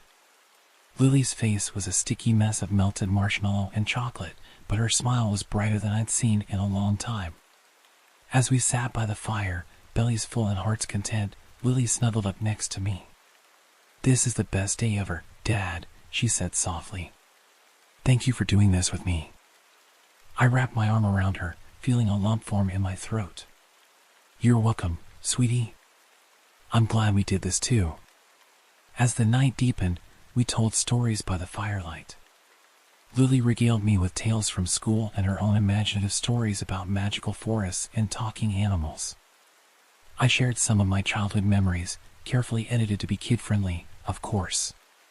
Eventually, Lily's eyelids began to droop, and I knew it was time to call it a night. "All right, camper," I said, ruffling her hair. "Time to hit the sack." We doused the fire, making sure it was completely out before heading to our tent. As we zipped ourselves into our sleeping bags, I couldn't help but feel a sense of accomplishment. We'd done it. We'd gone camping, even if it was just in our backyard. "Good night, Dad," Lily mumbled, already half asleep. "Love you." "Love you too, sweetheart," I whispered back. As I lay there in the darkness, listening to Lily's steady breathing and the night sounds around us, I felt a deep sense of peace. The worries of work, bills, and everyday life seemed far away. For the first time in a long while, I felt truly relaxed. Little did I know that this sense of peace was about to be shattered in the most terrifying way possible. I must have dozed off because the next thing I knew, I was jolted awake by a sound. At first, I couldn't place it. It was unlike anything I ever heard before, a cross between a screech and a low, guttural growl. My heart began to race as I strained my ears, trying to determine where the sound was coming from. It seemed to be coming from the woods beyond our fence, but it was hard to tell for sure. I glanced over at Lily, relieved to see she was still fast asleep, oblivious to the unsettling noise. I didn't want to wake her and cause unnecessary fear if it turned out to be nothing. Slowly, carefully, I unzipped my sleeping bag and crawled to the tent entrance. The sound came again, louder this time. It sent chills down my spine. Whatever was making that noise, it wasn't any animal I was familiar with. I unzipped the tent flap just enough to peer out. The backyard was bathed in silvery moonlight, casting eerie shadows across the grass. Everything seemed still, peaceful even. But then I saw it. At the far end of the yard, near the fence bordering the forest, something moved. At first, I thought my eyes were playing tricks on me. It looked like a shadow, darker than the surrounding night, shifting and undulating in a way that defied natural movement. I blinked hard, sure that when I opened my eyes again, the strange shape would be gone. But it wasn't. If anything, it seemed more defined now. As I watched, frozen in a mixture of fear and disbelief, the shape began to move. It was tall, impossibly tall, its limbs too long and jointed in all the wrong places. It moved with a fluid grace that was both mesmerizing and terrifying. My mind raced, trying to make sense of what I was seeing. Was this some kind of elaborate prank? A hallucination brought on by too many campfire stories? But deep down, I knew. This was real, and it was unlike anything I'd ever encountered before. The creature, for lack of a better word, seemed to be pacing along the fence line. Its movements were purposeful, almost as if it was patrolling. Every so often, it would stop and turn its head towards our tent. I couldn't make out any features in the darkness, but I had the unsettling feeling that it was aware of our presence. I wanted to retreat back into the tent, to wake Lily and make a run for the house. But I was paralyzed with fear, unable to move or even call out. All I could do was watch in horrified fascination as this impossible being moved through our backyard. Suddenly, the creature stopped. It turned fully towards our tent, and I felt my blood run cold. Even though I couldn't see its eyes, I knew with absolute certainty that it was looking directly at me. For what felt like an eternity, we stayed like that, me, peering out from the relative safety of the tent, and this otherworldly being, standing motionless in the moonlight. The night seemed to hold its breath, the usual sounds of crickets and distant traffic completely silenced. Then, without warning, the creature moved. It took a step towards our tent, its movement so fluid it seemed to glide across the grass. That was all it took to break me out of my paralysis. I scrambled backward, zipping the tent flap closed as quietly as I could with shaking hands. My heart was pounding so hard I was sure it would wake Lily. But she slept on, blissfully unaware of the terror just outside. I crawled back to my sleeping bag, my mind racing. What should I do? Should I wake Lily and make a run for it?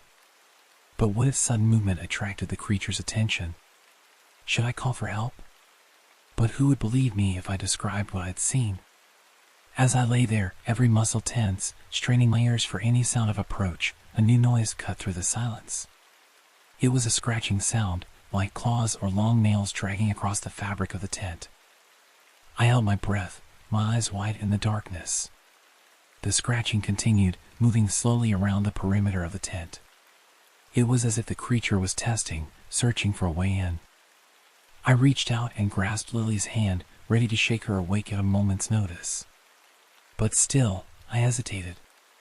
As long as the creature remained outside, maybe it was better to let her sleep through this nightmare. The scratching stopped at the tent entrance. I could hear something breathing heavily just on the other side of the thin fabric barrier. It was a wet, raspy sound that sent shivers down my spine.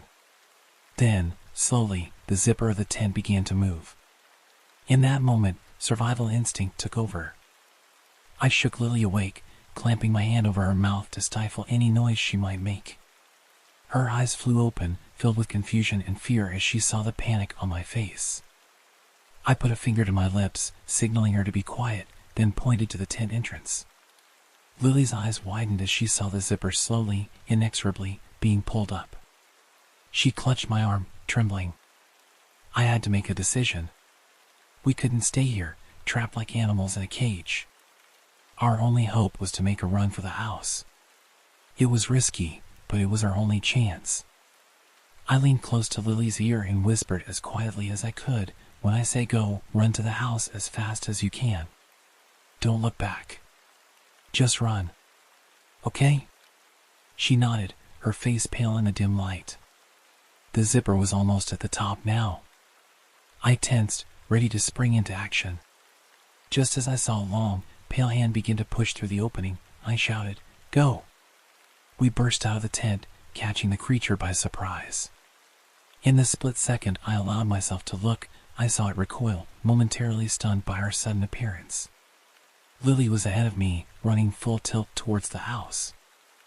I was right behind her, my heart pounding in my ears. I could hear the creature recovering, its unnatural movements rustling through the grass behind us. We reached the back door, and I fumbled with the keys, my hands shaking so badly I could barely get the key in the lock. I risked a glance over my shoulder and immediately wished I hadn't. The creature was crossing the yard with impossible speed, its long limbs eating up the distance between us.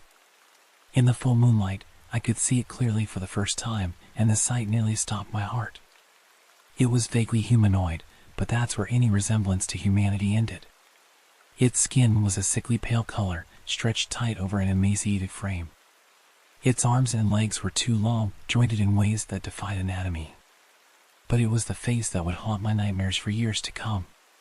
Where there should have been eyes, there were only dark, empty sockets. Its mouth was a gaping maw filled with needle-sharp teeth. As it ran, it let out that terrible screeching growl I'd heard earlier. Just as the creature reached out with its long, clawed hands, I managed to get the door open. We tumbled inside, and I slammed the door shut, locking it immediately. Lily was crying now, the fear and confusion finally overwhelming her. I scooped her up in my arms, holding her close as I ran through the house, closing and locking every door and window. We ended up in my bedroom, huddled together on the bed. I could hear the creature outside, circling the house, occasionally scratching at the walls or windows. Lily buried her face in my chest, her small body shaking with sobs. "It's okay, sweetheart," I murmured, stroking her hair. "We're safe now. It can't get in." But even as I said the words, I wasn't sure I believed them. What was this thing? How could something like this exist? And most importantly, what did it want? We stayed like that for hours, jumping at every sound, every shadow. I kept expecting the creature to burst through a window or somehow find its way inside. But as the night wore on, the sounds outside began to fade. As the first light of dawn began to creep through the curtains, I realized the night had gone quiet. No more scratching, no more of that terrible screeching growl. Had it gone? Lily had finally fallen into an exhausted sleep, but I couldn't bring myself to close my eyes. I gently laid her down on the bed and, steeling my nerves, went to the window. Slowly, carefully, I pulled back the curtain just enough to peer out. The backyard was bathed in the soft light of early morning. Everything looked normal. The tent was still there, though it had collapsed at some point during the night. There was no sign of the creature. I let out a shaky breath I hadn't realized I'd been holding. Had it all been a terrible nightmare? But no, the fear had been too real, too visceral. And Lily had seen it too. I spent the next hour checking every room in the house, looking for any sign of intrusion. Everything was as we'd left it. Finally, I allowed myself to relax, just a little. When Lily woke up, her first words were, "Dad, was that real? Did that really happen?" I sat down next to her on the bed, pulling her close. "Yes, sweetie, it was real. But we're safe now. It's gone." She looked up at me, her eyes wide. "What was it, Dad?" I shook my head. "I don't know, Lily. I've never seen anything like it before." We spent the rest of the day inside, both of us too shaken to venture out. I called in sick to work, and Lily stayed home from school. We tried to distract ourselves with movies and games, but the events of the night hung over us like a dark cloud. That evening, as I was making dinner, I heard Lily call out from the living room, "Dad, come quick." I rushed in, fearing the worst, but Lily was just pointing at the TV. The local news was on, and the headline made my blood run cold, "Strange creature sighted in local woods." The reporter was talking about multiple sightings of an unidentified creature in the forest bordering our town. The descriptions matched what we had seen: unnaturally tall, pale skin, long limbs. Some people had managed to capture blurry photos or shaky video footage. As we watched, a wildlife expert came on, trying to explain away the sightings as a bear or some other large animal. But I knew better. We knew better. Over the next few weeks, the sightings continued. More and more people came forward with stories similar to ours. The town was in a state of fear and excitement. News vans from bigger cities started showing up, and there was talk of calling in state or even federal authorities to investigate. Lily and I never went camping in the backyard again. In fact, we rarely ventured into the backyard at all, especially after dark. But sometimes, late at night, I would hear that familiar scratching sound outside or catch a glimpse of something tall and pale moving at the edge of the woods. We thought about moving, but where would we go? If this creature, or others like it, were out there, was anywhere truly safe? Months passed, and gradually, life in our town started to return to normal. The sightings became less frequent, the news crews packed up and left, and people began to dismiss the whole thing as mass hysteria or an elaborate hoax. But Lily and I knew the truth. We had seen it with our own eyes, heard it with our own ears. And we knew that somewhere out there, in the darkness of the forest, it was still waiting. One evening, about a year after our encounter, Lily came to me with a serious look on her face. "Dad," she said, "I think we need to go camping again." I was shocked. "Lily, after what happened, are you sure?" She nodded firmly. "I'm sure, Dad. We can't let fear control us forever. Plus, I've been doing research. I think I know what that thing was, and I think I know how to protect ourselves from it." I listened as she explained her theories, a mix of folklore, cryptozoology, and good old-fashioned survival skills. I had to admit, she put a lot of thought into this. "All right," I said finally. "We'll do it. But we're going to prepare. And we're going to be careful." Over the next few months, we planned. We researched. We trained. We learned about tracking, about wilderness survival, about the legends and myths of creatures that lurk in the shadows. And finally, on a crisp autumn evening, we packed up our gear and headed into the woods. Not our backyard this time, but the real thing. As we hiked deeper into the forest, I felt a mixture of fear and excitement. I knew the creature might be out there, watching, waiting.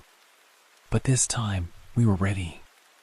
As we set up our campsite, I realized something had changed. The forest no longer seemed like a place of terror, but a place of mystery and adventure. Yes, there were dangers out there, things beyond our understanding. But there was also beauty, and wonder, and the thrill of discovery. That night, as Lily and I sat by our campfire, telling stories and roasting marshmallows, I felt a sense of peace wash over me.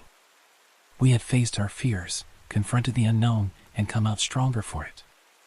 And if that creature, or anything else, decided to pay us a visit, well, this time, we'd be ready.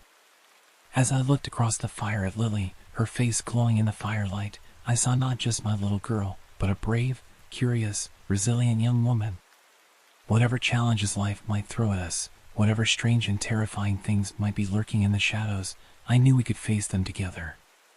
And so, dear listener, that's my story. A tale of terror, yes, but also a tale of growth, of facing fears, and of the unbreakable bond between a father and daughter. Remember, the next time you're in the woods and you hear a strange sound or see a shadow move in a way it shouldn't, it might not be your imagination. But don't let that stop you from exploring, from seeking adventure. Just be prepared, be brave, and always keep your loved ones close. For in the end, it's not the monsters in the dark that define us, but how we face them. And who we face them with. I am a forest ranger, and I cover one of the largest national parks in the United States. For reasons that will become painfully clear, I cannot disclose the name or exact location of my station. What I'm about to share with you is a story that has haunted me for years, a tale of inexplicable events and terrifying encounters that have forever changed my perception of the world around us. But before I delve into the heart of this narrative, let me provide you with some context. My journey to becoming a forest ranger wasn't a straightforward one. In fact, it was a path I never imagined I'd take until fate intervened in the form of an extraordinary professor during my college years. I was in my final year of studying environmental science, more out of a vague interest in nature than any concrete career plans. That's when I met Professor Alan Blackwood. He taught a course on ecosystem management, but it was clear from the first day that he was no ordinary academic. Professor Blackwood had this presence about him, a mix of rugged outdoorsman and scholarly wisdom. His lectures were captivating, filled with vivid descriptions of his experiences in various national parks across the country. But there was always something in his eyes, a hint of something else. Something he wasn't telling us.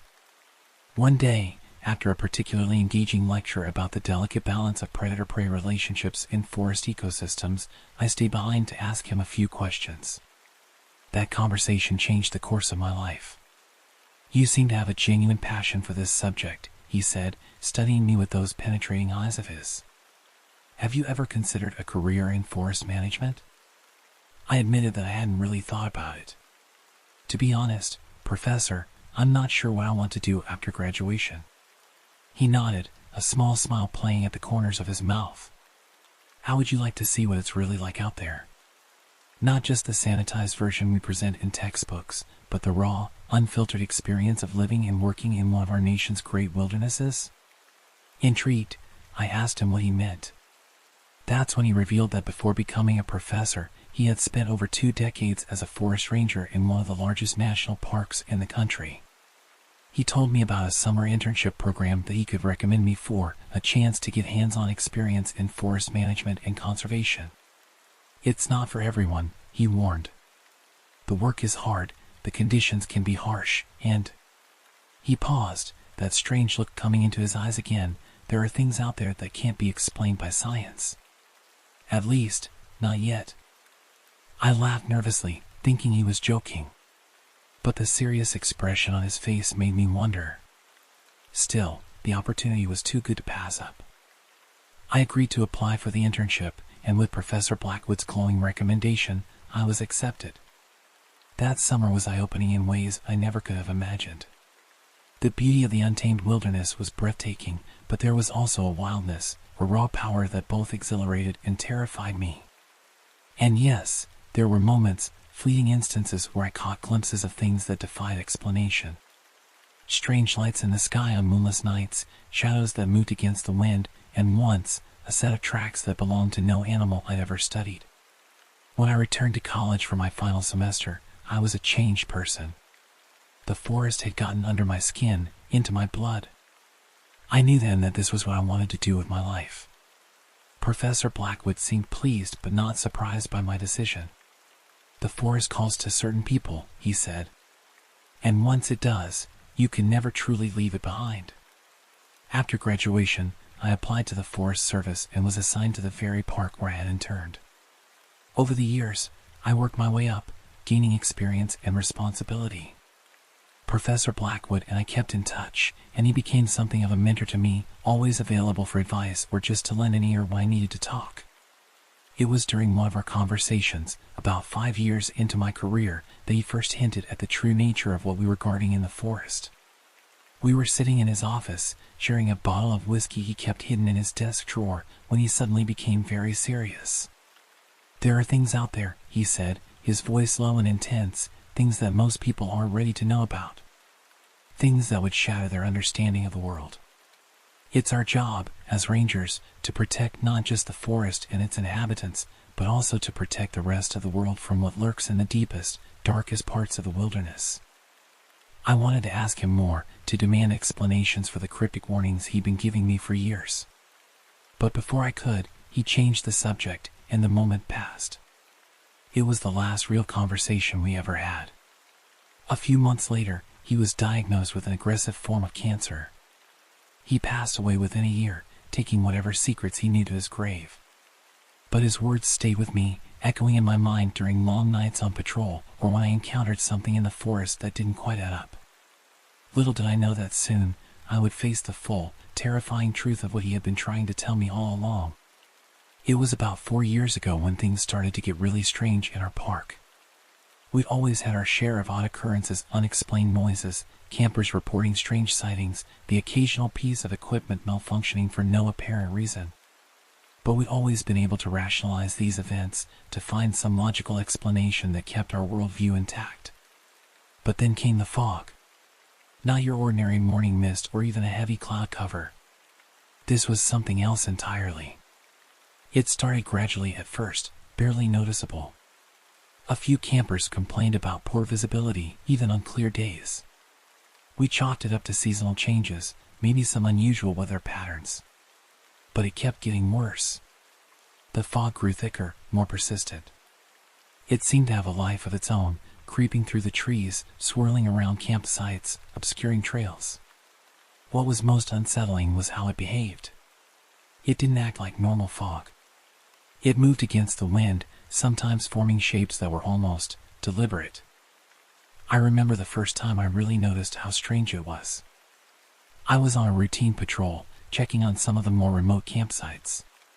The day had started clear, but as I drove deeper into the park, the fog rolled in. It was so thick I could barely see the road in front of me. I slowed to a crawl, my headlights barely penetrating the murk. That's when I saw it. A shape in the fog, just at the edge of my headlight's reach. It looked like a person, tall and thin, standing perfectly still by the side of the road. I hit the brakes, my heart racing. As a ranger, it's my job to help anyone in need, but something about this felt wrong. I called out, "Hello? Do you need assistance?" No response. The figure didn't move. I reached for my flashlight, shining it towards the shape. For a split second, I thought I saw something, not a person, but something else. Something with too many limbs, too many angles. Then the fog swirled, and it was gone. I sat there for a long moment, my knuckles white on the steering wheel. Had I really seen something, or was my mind playing tricks on me?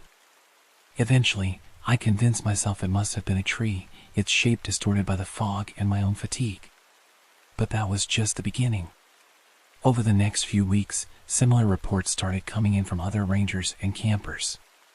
People seeing shapes in the fog, hearing whispers and movement where there should be none. Electronics malfunctioning, compass needles spinning wildly. And always, the fog growing thicker. We tried to keep things under control, to find rational explanations. We issued warnings about the decreased visibility, advised campers to stay on marked trails. But privately, among the rangers, we knew something was very wrong. It was around this time that I started noticing other strange things about our park operations. The weapons, for instance. I'd always thought it odd that we carried military-grade firearms, but I'd accepted the explanation about poachers and protecting endangered species. Now, though, I started to wonder. One day, I'd overheard a conversation between our chief ranger and someone on the phone. I couldn't make out most of it, but a few phrases stuck with me: containment protocols, reality distortions, and most chillingly, entity incursions. When I tried to ask the chief about it later, he shut me down hard. "Some things are above your pay grade, Ranger," he said, his face stern. "Just focus on your job and leave the rest to those who need to know." But how could I just focus on my job when the very reality around us seemed to be unraveling? The fog kept spreading, and with it came more sightings, more inexplicable events. Campers would go missing, only to turn up days later with no memory of where they'd been. Wildlife behaved erratically. We had reports of nocturnal animals active in broad daylight, and of species that shouldn't even be in our region. And then there was the road. I'd noticed it on maps before, but never given it much thought. A highway that seemed to cut through part of the park, but didn't connect to any outside roads. When I asked about it, I was told in no uncertain terms that it was off limits. Not just to the public, but to us rangers as well. Only military vehicles used that road, and we were never to approach it or even talk about it. All of these oddities were starting to add up to a picture I wasn't sure I wanted to see. It was as if the park, our park, the place I'd sworn to protect, was hiding something. Something big, something unnatural. I started doing my own research, digging through old reports, talking to longtime employees. Most were reluctant to say much, but I started to piece together a pattern. Our park had a history of strange occurrences going back decades.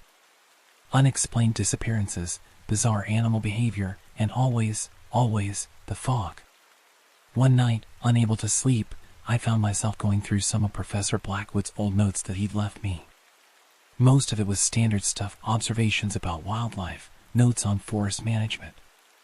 But tucked in the back of one notebook, I found something else. A series of symbols I didn't recognize, and a hastily scribbled note, "The veil is thinning. They're coming through." I stared at those words for a long time, a chill running down my spine. What had the old professor known? What had he been trying to tell me all those years ago? I was so lost in thought that I almost missed it, a sound outside my cabin. A sort of scratching, like something with claws dragging across the wooden walls. I froze, listening intently. There it was again, followed by a low, guttural sound that was almost, but not quite, a growl. Slowly, quietly, I reached for my rifle. Whatever was out there, it wasn't a normal animal. I could feel it in my bones. As I approached the window, the fog outside seemed to press against the glass, thicker than I'd ever seen it. And in that fog, I saw something move. It was unlike anything I'd ever seen before. A shape that seemed to shift and change as it moved, defying all laws of biology and physics. One moment it looked almost human, the next it was something utterly alien. My heart pounding, I raised my rifle, but I wasn't sure what good it would do against whatever this was. The creature paused, and I swear it turned to look directly at me. I couldn't see eyes, but I felt its gaze, cold and ancient, boring into me. For a moment, we stayed like that, locked in a silent standoff. Then, without warning, it let out a screech that shook the windows and made my ears ring. The sound was like nothing I'd ever heard before, part animal, part machine, and part something else entirely. I stumbled back, my rifle clattering to the floor. By the time I regained my composure and looked back, the creature was gone, melted back into the fog like it had never been there at all. My hands shaking, I reached for my radio. "This is Ranger Davis," I said, trying to keep my voice steady. "I've just had an encounter in my cabin. I need backup." There was a long pause before the reply came. "Stand by, Davis. A team is on its way." Within minutes, I heard the rumble of vehicles approaching. But these weren't our standard Ranger trucks. These were heavy, military-grade vehicles, the kind I'd only ever seen on that mysterious road we weren't supposed to talk about. Men in hazmat suits poured out, armed with weapons that looked far more advanced than anything I'd ever seen. They swept the area around my cabin, taking readings with strange devices and speaking in coded language I couldn't understand.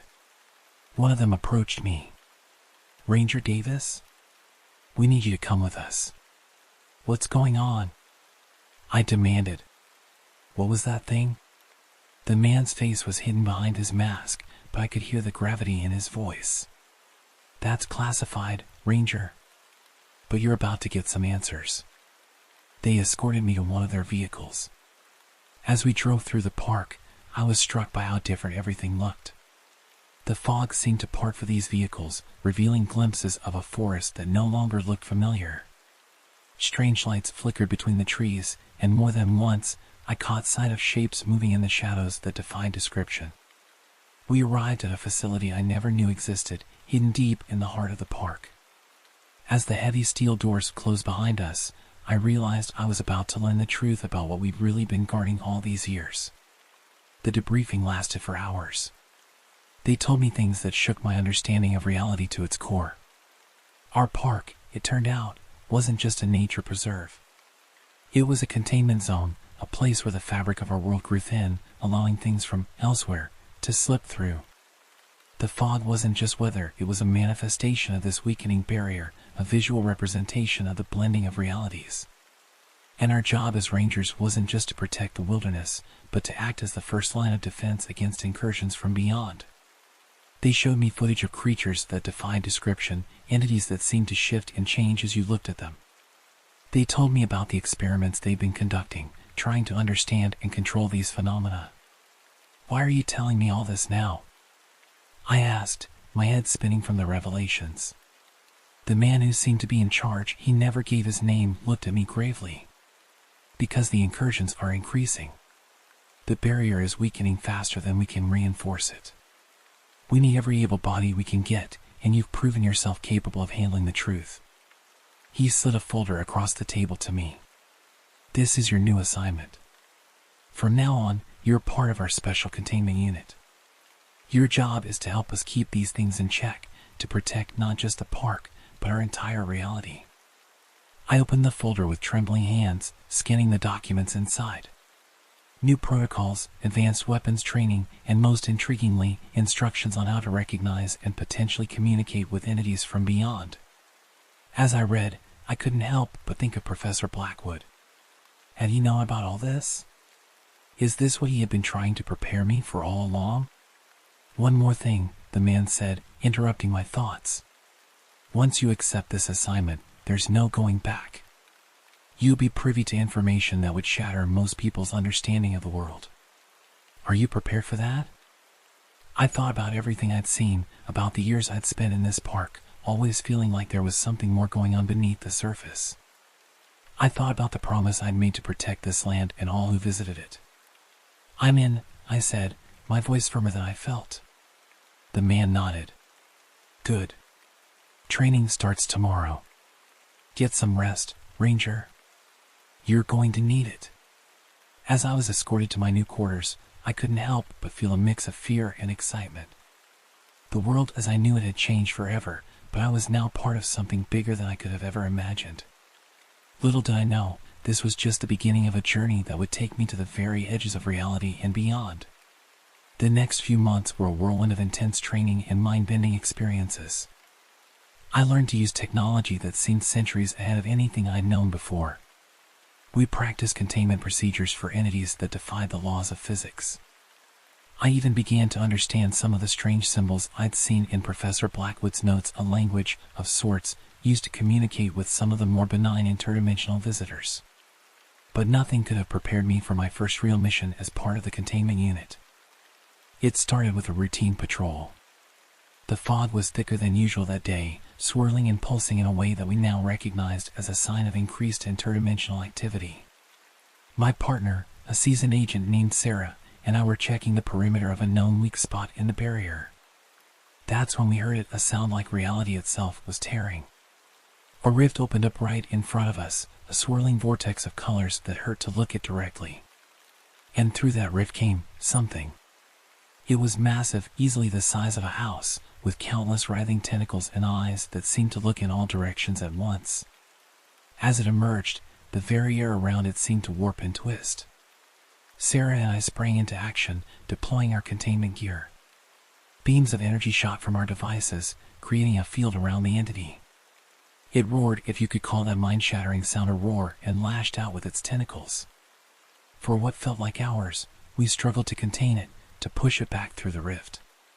Other teams arrived, bringing more advanced equipment. The entire time, I could feel the creature's alien consciousness pressing against my mind, trying to break through. Finally, with one last surge of energy from our combined equipment, we managed to force it back through the rift. As soon as it was through, our tech team sealed the breach, closing off that weak point in reality. As we stood there, panting and exhausted, I realized that this was what I'd been training for. This was the true purpose of our park, of our entire organization, to stand as the thin line between our world and the chaos that lay beyond. Over the next few years, I participated in countless operations like this. Some were successful, others less so. We lost good people along the way, taken by entities we couldn't contain or lost in dimensions we couldn't reach. But we also made incredible discoveries. We learned to communicate with some of the more peaceful interdimensional beings, gaining knowledge that advanced our understanding of the universe by leaps and bounds. We found ways to stabilize some of the weaker points in the barrier, reducing the number of incursions. And through it all, I often thought back to Professor Blackwood. I wondered how much he had known, how much of this he had experienced himself. In a way, I felt like I was carrying on his legacy, protecting the park and the world in ways I never could have imagined when I first started as a simple forest ranger. Today, as I write this account, I'm sitting in my office overlooking the park. The fog is out there, as always, hiding secrets that most of the world will never know. Tourists come and go, marveling at the natural beauty, unaware of the other realities that brush against ours in this place. Sometimes I envy them, their simple enjoyment of the forest. But then I remember the wonders I've seen, the incredible truths I've learned about the nature of our universe. And I know that I wouldn't trade this knowledge, this purpose, for anything. So the next time you visit a national park, take a moment to really look at your surroundings. That unusual fog, that strange sound in the distance, that feeling of being watched, it might not be just your imagination. Remember, there are those of us out here, standing guard at the edges of reality, protecting you from things you never knew you needed protection from. And if you ever feel a calling to the deep woods, a pull to serve and protect in ways you can't quite explain, well, we're always looking for new recruits. The forests hold more secrets than you could ever imagine, and we need all the help we can get to keep those secrets safe. As for me, I'll be here, watching the fog, ready for whatever might come through from the other side. Because that's my job now, ranger, guardian, protector of realities. And I wouldn't have it any other way. I've never been one for camping. The appeal of sleeping on the hard ground, battling mosquitoes, and foregoing modern comforts has always eluded me. Give me a comfortable bed, air conditioning, and indoor plumbing any day. But life has a funny way of pushing us out of our comfort zones, especially when it comes to the people we love most. My daughter, Emily, is the complete opposite of me when it comes to the gray outdoors. At 10 years old, she's a bundle of energy and curiosity, always eager to explore and experience new things. Her fascination with nature and adventure is something I both admire and, if I'm being honest, find a little perplexing. It all started when Emily came home from school one day, her eyes shining with excitement. "Dad! Dad!" she exclaimed, practically bouncing as she entered our apartment. "Guess what we learned about in school today?" I smiled, always happy to see her so enthusiastic about her education. "What's got you so excited, sweetie?" "We learned about camping and survival skills," she said, dumping her backpack on the floor and pulling out a colorful pamphlet. "Look, our teacher gave us this. It shows all the cool things you can do when you go camping." I took the pamphlet, flipping through pages filled with images of happy families gathered around campfires, hiking through lush forests, and gazing at star-filled skies. It all looked very idyllic, but I couldn't help thinking about the less glamorous aspects, the bugs, the lack of comfortable sleeping arrangements, the potential dangers lurking in the wild. "That's great, honey," I said, trying to match her enthusiasm. "It looks like you learned a lot today." But Emily wasn't satisfied with my lukewarm response. She fixed me with those big, pleading eyes that she knows I have trouble resisting. "Dad, can we go camping? Please? It looks so fun." And there it was, the request I'd been dreading since I first saw that pamphlet. I hesitated, searching for a gentle way to let her down. "Well, sweetie, camping takes a lot of preparation and equipment. And you know I'm not really the outdoorsy type." Her face fell, disappointment clear in her eyes. "But Dad, all my friends have gone camping with their families. Sarah even went last weekend, and she said it was the best time ever." I felt a pang of guilt.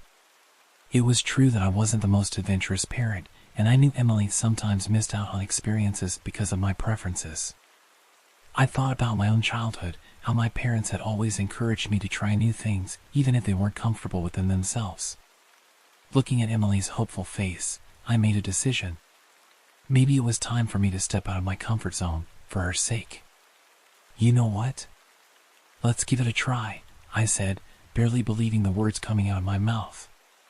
Emily's eyes widened in disbelief, then she let out a squeal of joy and threw her arms around me. "Really? You mean it? We're going camping?" I hugged her back, already wondering if I was going to regret this decision. "Yes, really. But let's start small, okay? How about we camp in our backyard first? That way, if anything goes wrong, we're close to home." Emily nodded eagerly, too excited by the prospect of camping to be disappointed that we weren't heading into the wilderness right away. "That's a great idea, Dad. It'll be like a practice run. Can we do it this weekend?" I nodded, mentally rearranging my weekend plans. Sure, we can do it this weekend. But we'll need to get some supplies first. How about we make a list of what we need? For the next hour, Emily and I sat at the kitchen table, poring over her camping pamphlet and making a list of essential items. Tent, sleeping bags, flashlights, first aid kit. The list grew longer and longer. I tried not to wince at the thought of how much this little experiment might cost. As we worked, I couldn't help but notice how engaged and focused Emily was. She was taking this very seriously, thinking through every detail and coming up with ideas I never would have considered. It was a side of her I didn't often get to see, and I found myself becoming more enthusiastic about the idea despite my reservations. That night, after Emily had gone to bed, I sat in the living room, looking out at our modest backyard. It wasn't much, just a small patch of grass with a few trees along the fence line, but to Emily, it was about to become a campground, a place of adventure and new experiences. I thought about my own childhood, the times I'd spent indoors while my more adventurous friends were out exploring. I'd always told myself I was content with my books and video games, but looking back, I wondered if I'd missed out on something important. Maybe this camping trip wasn't just for Emily. Maybe it was a chance for me to experience something new, to bond with my daughter in a way we never had before. And who knows? Maybe I'd even enjoy it. As I went to bed that night, I found myself, much to my surprise, looking forward to our backyard camping adventure. Little did I know that this simple father-daughter bonding experience was about to turn into something far more terrifying than I could have ever imagined. The weekend arrived faster than I expected. Emily was bursting with excitement as we set up our tent in the backyard. I have to admit, her enthusiasm was infectious. As we worked together to pitch the tent and organize our supplies, I found myself enjoying the experience more than I thought I would. "Dad, look! I think I see a shooting star," Emily exclaimed as we sat outside our tent that evening. The night was clear, and the stars seemed brighter than usual. I smiled, relishing this moment of connection with my daughter. "It's beautiful, isn't it?" As the night deepened, we roasted marshmallows over a small fire pit and told stories. Emily was in her element, regaling me with tales she'd learned in school about constellations and forest creatures. Eventually, her words began to slow, and I could see her eyelids drooping. "Time for bed, kiddo," I said, ruffling her hair. We crawled into our sleeping bags, and I listened as Emily's breathing slowed into the rhythm of sleep. Despite the hard ground beneath me, I felt a sense of peace. Maybe this camping thing wasn't so bad after all. I must have dozed off because the next thing I knew, I was jolted awake by a sound. At first, I couldn't place it. It was unlike anything I'd ever heard before, a cross between a screech and a low, guttural growl. My heart began to race as I strained my ears, trying to determine where the sound was coming from. It seemed to be coming from the woods beyond our fence, but it was hard to tell for sure. I glanced over at Emily, relieved to see she was still fast asleep, oblivious to the unsettling noise. I didn't want to wake her and cause unnecessary fear if it turned out to be nothing. Slowly, carefully, I unzipped my sleeping bag and crawled to the tent entrance. The sound came again, louder this time. It sent chills down my spine. Whatever was making that noise, it wasn't any animal I was familiar with. I unzipped the tent flap just enough to peer out. The backyard was bathed in silvery moonlight, casting eerie shadows across the grass. Everything seemed still, peaceful even. But then I saw it. At the far end of the yard, near the fence bordering the forest, something moved. At first, I thought my eyes were playing tricks on me. It looked like a shadow, darker than the surrounding night, shifting and undulating in a way that defied natural movement. I blinked hard, sure that when I opened my eyes again, the strange shape would be gone. But it wasn't. If anything, it seemed more defined now. As I watched, frozen in a mixture of fear and disbelief, the shape began to move. It was tall, impossibly tall, its limbs too long and jointed in all the wrong places. It moved with a fluid grace that was both mesmerizing and terrifying. My mind raced, trying to make sense of what I was seeing. Was this some kind of elaborate prank? A hallucination brought on by too many campfire stories? But deep down, I knew. This was real, and it was unlike anything I'd ever encountered before. The creature, for lack of a better word, seemed to be pacing along the fence line. Its movements were purposeful, almost as if it was patrolling. Every so often, it would stop and turn its head towards our tent. I couldn't make out any features in the darkness, but I had the unsettling feeling that it was aware of our presence. I wanted to retreat back into the tent, to wake Emily and make a run for the house. But I was paralyzed with fear, unable to move or even call out. All I could do was watch in horrified fascination as this impossible being moved through our backyard. Suddenly, the creature stopped. It turned fully towards our tent, and I felt my blood run cold. Even though I couldn't see its eyes, I knew with absolute certainty that it was looking directly at me. For what felt like an eternity, we stayed like that, me, peering out from the relative safety of the tent, and this otherworldly being, standing motionless in the moonlight. The night seemed to hold its breath, the usual sounds of crickets and distant traffic completely silenced. Then, without warning, the creature moved. It took a step towards our tent, its movement so fluid it seemed to glide across the grass. That was all it took to break me out of my paralysis. I scrambled backward, zipping the tent flap closed as quietly as I could with shaking hands. My heart was pounding so hard I was sure it would wake Emily. But she slept on, blissfully unaware of the terror just outside. I crawled back to my sleeping bag, my mind racing. What should I do? Should I wake Emily and make a run for it? But what if sudden movement attracted the creature's attention? Should I call for help? But who would believe me if I described what I'd seen? As I lay there, every muscle tense, straining my ears for any sound of approach, a new noise cut through the silence. It was a scratching sound, like claws or long nails dragging across the fabric of the tent. I held my breath, my eyes wide in the darkness. The scratching continued, moving slowly around the perimeter of the tent. It was as if the creature was testing, searching for a way in. I reached out and grasped Emily's hand, ready to shake her awake at a moment's notice. But still, I hesitated. As long as the creature remained outside, maybe it was better to let her sleep through this nightmare. The scratching stopped at the tent entrance. I could hear something breathing heavily just on the other side of the thin fabric barrier. It was a wet, raspy sound that sent shivers down my spine. Then, slowly, the zipper of the tent began to move. The zipper inched upward, each tooth separating with an agonizing slowness that seemed to stretch time itself. My breath caught in my throat, and I found myself frozen, torn between the instinct to flee and the desperate hope that if I remained perfectly still, the creature might somehow overlook us. But as the opening widened, revealing a sliver of the night beyond, I knew I couldn't wait any longer. With a sudden surge of paternal protectiveness, I shook Emily awake. "Emily," I whispered urgently, my hand over her mouth to muffle any sound she might make. Her eyes flew open, wide with confusion and fear as she registered the panic on my face. I put a finger to my lips, then pointed at the slowly opening tent flap. Her gaze followed my gesture, and I felt her body stiffen as she realized something was very wrong. In that moment, as I looked into my daughter's frightened eyes, I knew I had to be brave. For her. I had to get us out of this nightmare. With my heart pounding so hard I could feel it in my throat, I leaned close to Emily's ear and whispered as quietly as I could, "When I say run, we sprint for the house. Don't look back. Just run. Okay?" She nodded, her face pale in the dim light that filtered through the tent fabric. The zipper was almost fully open now. I tensed, ready to spring into action.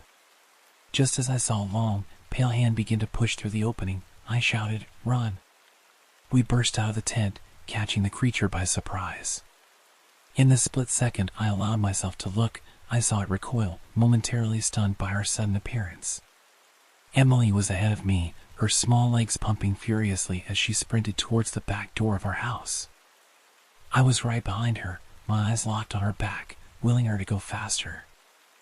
I could hear the creature recovering, its unnatural movements rustling through the grass behind us. The sound spurred me on, lending speed to my legs that I didn't know I possessed. We reached the back door, and I fumbled with the keys, my hands shaking so badly I could barely get the key in the lock. I risked a glance over my shoulder and immediately wished I hadn't. The creature was crossing the yard with impossible speed, its long limbs eating up the distance between us. In the full moonlight, I could see it clearly for the first time, and the sight nearly stopped my heart. It was vaguely humanoid, but that's where any resemblance to humanity ended. Its skin was a sickly pale color, stretched tight over an emaciated frame. Its arms and legs were too long, jointed in ways that defied anatomy. But it was the face that would haunt my nightmares for years to come. Where there should have been eyes, there were only dark, empty sockets. Its mouth was a gaping maw filled with needle-sharp teeth. As it ran, it let out that terrible screeching growl I'd heard earlier. Just as the creature reached out with its long, clawed hands, I managed to get the door open. We tumbled inside, and I slammed the door shut, locking it immediately. Emily was crying now, the fear and confusion finally overwhelming her. I scooped her up in my arms, holding her close as I ran through the house, closing and locking every door and window. We ended up in my bedroom, huddled together on the bed. I could hear the creature outside, circling the house, occasionally scratching at the walls or windows. Emily buried her face in my chest, her small body shaking with sobs. "It's okay, sweetheart," I murmured, stroking her hair. "We're safe now. It can't get in." But even as I said the words, I wasn't sure I believed them. What was this thing? How could something like this exist? And most importantly, what did it want? We stayed like that for hours, jumping at every sound, every shadow. I kept expecting the creature to burst through a window or somehow find its way inside. But as the night wore on, the sounds outside began to fade. As the first light of dawn began to creep through the curtains, I realized the night had gone quiet. No more scratching, no more of that terrible screeching growl. Had it gone? Emily had finally fallen into an exhausted sleep, but I couldn't bring myself to close my eyes. I gently laid her down on the bed and, steeling my nerves, went to the window. Slowly, carefully, I pulled back the curtain just enough to peer out. The backyard was bathed in the soft light of early morning. Everything looked normal. The tent was still there, though it had collapsed at some point during the night. There was no sign of the creature. I let out a shaky breath I hadn't realized I'd been holding. Had it all been a terrible nightmare? But no, the fear had been too real, too visceral. And Emily had seen it too. As I stood there, trying to make sense of what had happened, I realized something had changed. Not just in our backyard, but in me.